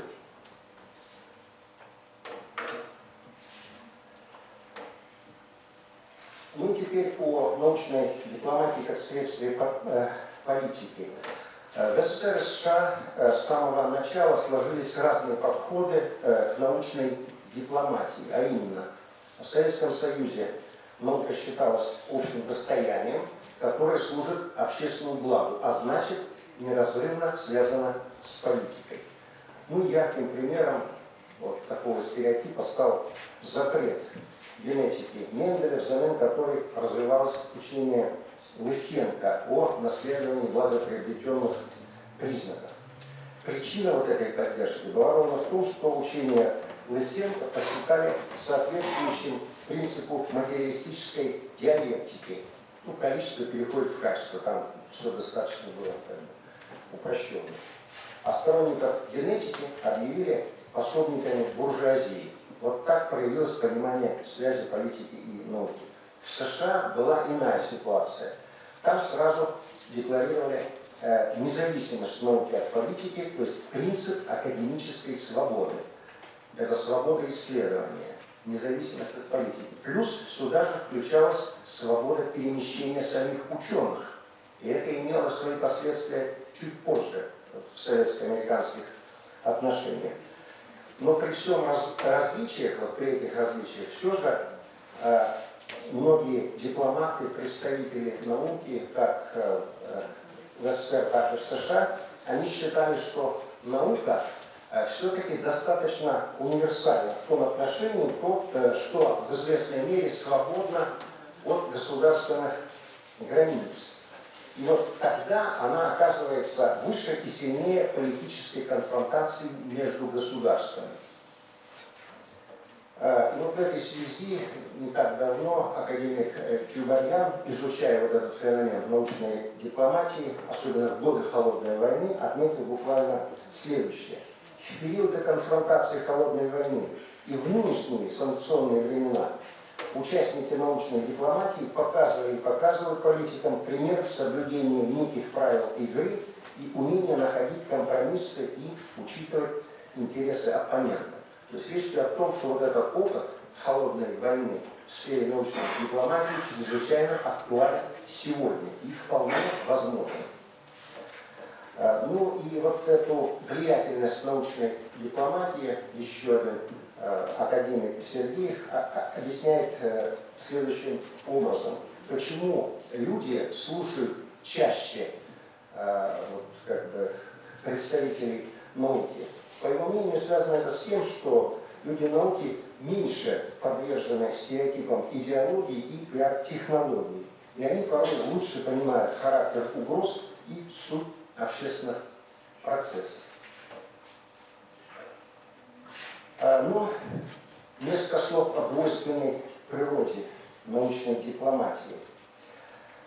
С самого начала, на самом деле, эта двойственность проявлялась. Что это значит? Как в США, так и в СССР использовали научную дипломатию для политического противоборства. То есть на практике академическая свобода в американской интерпретации была использована для организации политического движения диссидентов в СССР, которое коснулось и ученого мира. То есть сверхзадачей была организация утечки мозгов на Запад. Вот под предлогом той самой академической свободы. И США, в общем-то, умело сыграли на противоречиях, которые существовали внутри СССР, и во многом свои задачи решили. Что произошло дальше? Какие еще это формы имело, если брать конкретно США? После запуска советского спутника американская пропаганда включила научную деятельность в сферу психологической борьбы против СССР. Но как это сделать, если они встали на точку зрения академической свободы и универсальности науки? Что было сделано? По линии Госдепартамента ввели различия между наукой и технологиями. И вот если наука по-прежнему ассоциировалась с научной свободой, ну и с либеральной демократией в целом, то технологии, разработку технологий стали считать способом достижения национальных интересов. Естественно, спутник попал в технологии. Так создалась почва для психологической войны и антисоветской истерии. Но здесь надо отметить, что вот эта идеология, которая насаждалась по линии Госдепартамента и других структур, многими учеными в США она не была поддержана. В СССР тоже был аналогичный опыт, а именно пытались использовать такой момент координации общественных наук, в особенности, для того, чтобы сделать более лояльным политическое руководство стран Восточной Европы. А это влияние стало политическое ослабевать после известных событий ввода советских войск в Чехословакию в 1968 году. В это время в Восточной Европе, включая Чехословакию, созрела идея построения собственной модели социализма, чему сопротивлялась активно Москва. И вот чтобы каким-то образом ситуацию сгладить, поступило следующее конкретное предложение от советника советского посольства Просолова увеличить научные академические обмены по общественным наукам с Советским Союзом. И тут происходит следующее. С понятной целью, да? Это предложение было вежливо отклонено Шорном, он был президент Чехословацкой академии наук. Более того, академия выступила с... Проведены исследования, например, в Забайкалье по изучению изменения социального положения учительства Забайкалья в отношении педагогов к инновациям в сфере образования, процессам реформирования системы образования, ведению ЕГЭ, профильного обучения, по вопросам оплаты труда и трудовой мотивации педагогов, по проблемам повышения квалификации учителей и так далее. Наряду с проведением прикладных исследований предпринимаются попытки теоретически осмыслить процессы, которые происходят в учительской среде.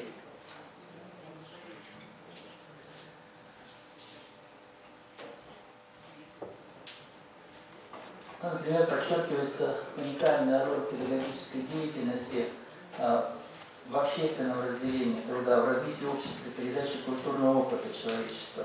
Осознан факт объективной потребности в профессиональном исполнении функций воспитания и обучения новых поколений. Вообще признано, что профессия педагогов является сложной интеллектуальной деятельностью. Она требует специальной профессиональной подготовки и длительного образования, непрерывного в течение всей жизни.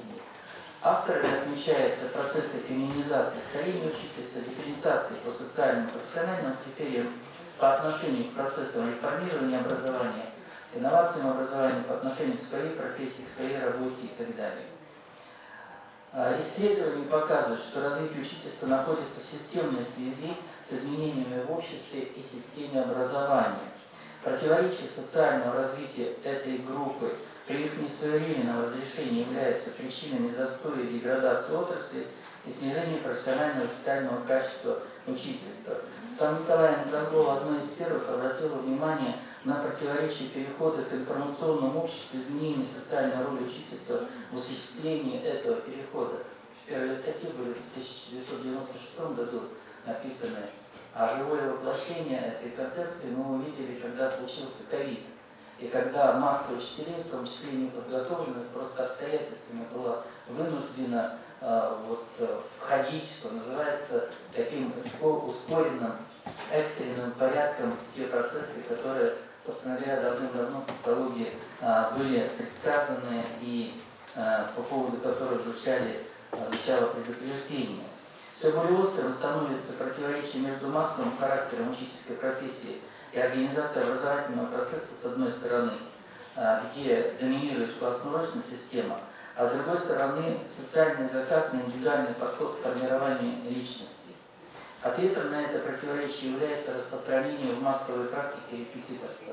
Учитель, который работает в классе на 35-37 учеников, не имеет возможности в течение 45 минут равное количество времени уделить всем учащимся. И отсюда перенос внимания на вернее, такое массовое распространение репетиторства как педагогической практики. Отмечается кризисный характер функционирования системы педагогического образования и повышение квалификации педагогов, а также непродуманные меры по их реформированию. На Забайкальском крае педагогический университет был присоединен к классическому. В результате мы сегодня имеем по 5-7 выпускников на специальностях физики, химии, биологии и тотальный дефицит даже в городских школах учителей по этим профессиям. И это практически ситуация, которая быстро достаточно не будет решена. И примерно такая ситуация во многих других регионах нашей страны.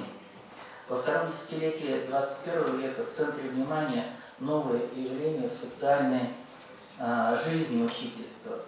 Александр Михайлович Осипов отмечает эрозию целеполагания и моделей профессиональной деятельности педагогов, вызванные отсутствием единства общих и специальных целей, а также согласованных моделей профессиональной деятельности. Наше наблюдение показывает, что профессиональные сообщества нередко даже не могут корректно и внятно сформулировать цели и задачи своей деятельности, подменяя ее декларациями, а иногда просто бессмысленным набором слов. В рамках анализа прекаритизации социальной структуры современного российского общества обращается внимание на прекаризацию учительства как социально-профессиональной группы. Утрачивается социальная и профессиональная идентичность педагогов. Растет дополнительная трудовая нагрузка без увеличения доходов. Не соблюдаются социально-трудовые гарантии, даже предусмотренные законодательством. Расширяется неформальная вторичная занятость педагогов, в том числе женщин. У нас, например, есть случаи, когда семья учителей нанимается на вахту, когда женщины-учительницы подрабатывают таксистами, уборщиками в учреждениях, берут репетиторство и так далее. Для школ Забайкальского края в последние годы стала характерна образовательная миграция. Выезд педагогов на работу за пределы региона, в том числе по проекту «Земский учитель». По земскому учителю мы в прошлом году получили одного учителя из других регионов, которые приехали к нам. А уехали у нас по этому проекту в другие регионы, например, Дальнего Востока, особенно Хабаровский край, Магаданская область, Сахалин, Камчатку, десятки педагогов, особенно Сагинского автономного Брестского округа. Новое явление – это усиление бюрократизации учительского труда и бумажный геноцид. Затраты времени российского учителя на преподавание в среднем составляет 24 часа в неделю, а рабочее время, проведенное в школе, превышает 43 часа. Кроме того, российский учитель посвящает дополнительное время подготовке к урокам и административной работе. В итоге общее время на выполнение рабочих задач для учителей российских школ достигает 60 часов в неделю, что на 11 часов больше средней величины данного показателя по странам, участникам ТАЛИС, и на 18 часов больше, чем это наблюдала Борисова в середине 70-х годов. По данным некоторых исследований, большинство педагогов регулярно выполняет до 50 дополнительных видов работ, связанных с составлением отчетной документации, закрепление которых за педагогами возможно только с письменного согласия и с соответствующей дополнительной оплатой труда. Затраты времени педагогов на выполнение дополнительных видов работы в среднем составляет 3,6 часа за один рабочий день. Величина этого показателя практически не меняется в зависимости от степени учебной часовой нагрузки.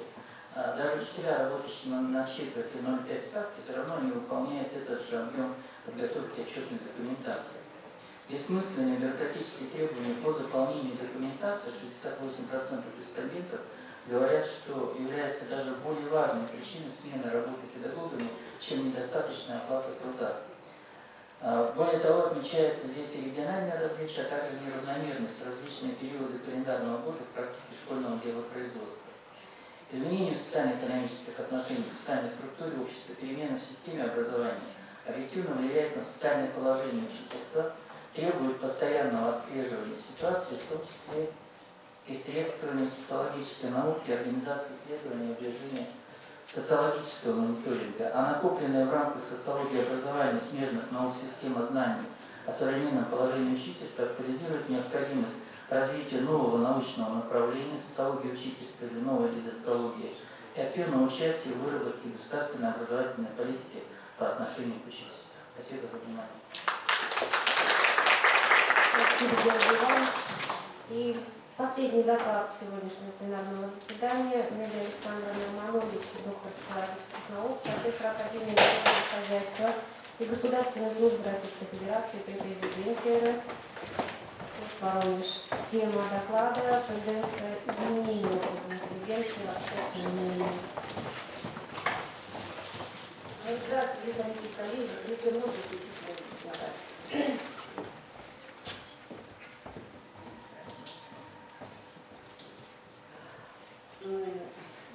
Я, пожалуй, запущу, так как времени мало, введение, мы уже говорили о том, что интеллигенция, собственно, и касается этот умственный труд, этот нравственный контекст, и говорили о отличии интеллектуалов от, собственно, российской интеллигенции. Перейдем сразу к исследованию.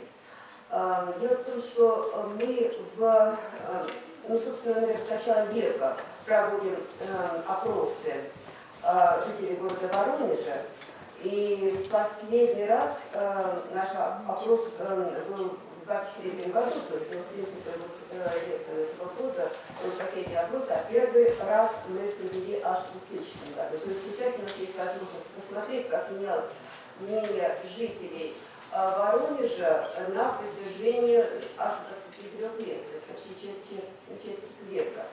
И вопрос, собственно, звучал так: а считаете ли себя интеллигентным человеком? Можно удивиться количеству интеллигентов, особенно росту Воронежа. Потому что если в начале века это было 8%, то уже в 2008 году подпрыгнуло до 65, а потом ниже 70 уже не снижалось. И причем, что удивляет, что отсутствие высшего образования не помешало. Значит, большинству, 55% граждан со средним образованием, тоже называют себя интеллигентами. Но потрясающее количество интеллигентов оказалось среди воронежских студентов. Их число, это почти поголовно, там интеллигенты 94%. Вы видите резкий взлет такой количество интеллигентов, и как можно это объяснить? Может быть, само понятие интеллигенция, по крайней мере, в массах стало размываться. И уже забыто, что интеллигенты вроде манер, образование, что преимущество умственного труда. Просто человек порядочный, хорошо воспитанный, стал именоваться интеллигентом. Еще вот такой интересный феномен. В конце 90-х годов мне просто пришлось услышать из уст уважаемого докладчика такую установку: единственное верное отношение интеллигенции к власти – это презрение. Причем это высказывание презентовало вовсе не какую-то ситуативную оценку, там, как действий конкретной власти, а просто установку, которая всегда имеет место. То есть это предполагалось еще, что это социально одобряемая такая агрессивно-защитная установка. То есть она, может быть, иногда бывает в таком лагерном, скрытом состоянии, но в принципе она в кризисные моменты должна проявляться. И вот нам стало интересно, а действительно ли, то есть насколько народ одобряет эту установку, и каково вообще мнение народа на этот счет.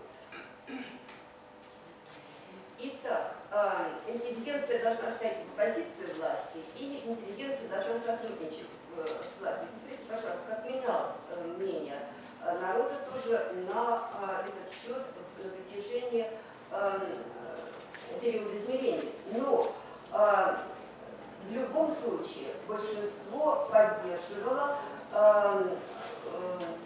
высказывании интеллигенция должна сотрудничать с властью. То есть две противоположных позиции. Интеллигенция должна стоять в позиции власти, и она уступает, и со временем все больше и больше. Другой противоположной установки интеллигенция должна сотрудничать с властью, которую поддерживают большинство населения. Причем женщины чаще на это настаивают, чем мужчины. И кто же чаще всего встречается среди тех, кто полагает, что интеллигенция должна стать позицией власти? Самые бедные люди, неимущие, но они в принципе всегда присутствуют на власти. Конечно же, она, интеллигенция, соткана из противоречий, об этом здесь говорили, я просто обозначу некоторые из них, по которым мы дальше сейчас пройдемся с вопросами. С одной стороны, это преклонение перед народом, и с другой стороны, полнейший страх опуститься до общения с ним, об этом еще и, собственно, декабристы говорили, призыв к революции, с одной стороны, и споры от населения относительно ее подлинной природы, стремление стоять на позиции власти и попытки сотрудничать с ней. И все-таки результаты опроса показывают, что последние, по крайней мере, 15 лет народ доходит до творческий союз интеллигенции и власти. Конечно, понятно, что оппозиция к власти являлась нормой со стороны интеллигенции, когда ее просто назначили периодически прослойкой между двумя враждебными классами. Но сегодня настрой населения изменился, и напряженность оппозиционных ожиданий со стороны населения очень даже снизилась. И нынешнее общество давно ждет уже интеграции интеллигенции власти, а вовсе не либерализации их. Итак, интеллигенция должна соблюдать политический нейтралитет, об этом здесь тоже говорили, или интеллигенция должна отстаивать свои политические предпочтения. Мы видим здесь колебания некоторые, и после 2014 года надо сказать, что возросло количество суждений о том, что интеллигенция должна соблюдать политический нейтралитет. Но все-таки большинство населения считает, что должна отстаивать свои политические предпочтения. Дальше. Еще один вопрос. Все-таки, какая из двух характеристик, на ваш взгляд, более свойственна современной российской интеллигенции? Это независимость по отношению к власти или зависимость от власти, ну, хотя бы финансово? Вообще интеллигенция всегда существовала в двух реальностях. Не печет, она хлеб. Она производит умственный продукт. Поэтому с другой стороны, все равно хотя бы финансово от власти она зависит. И образ интеллигенции, независимой от власти, распространен среди 27% населения. То есть, как бы сама себе интеллигенция не думала, народ думает о ней так. Но около половины воронежцев, там 44% понимают, что это только вид независимости, на самом деле, собственно, интеллигенция от власти зависит. Но следует тоже отметить, что число суждений о зависимости от власти российской интеллигенции за последние годы снизилось. Вот посмотрите, 55 до 44, ну, фактически последние 5 лет. И, конечно, образ интеллигенции противоречив. Я тут хочу зачитать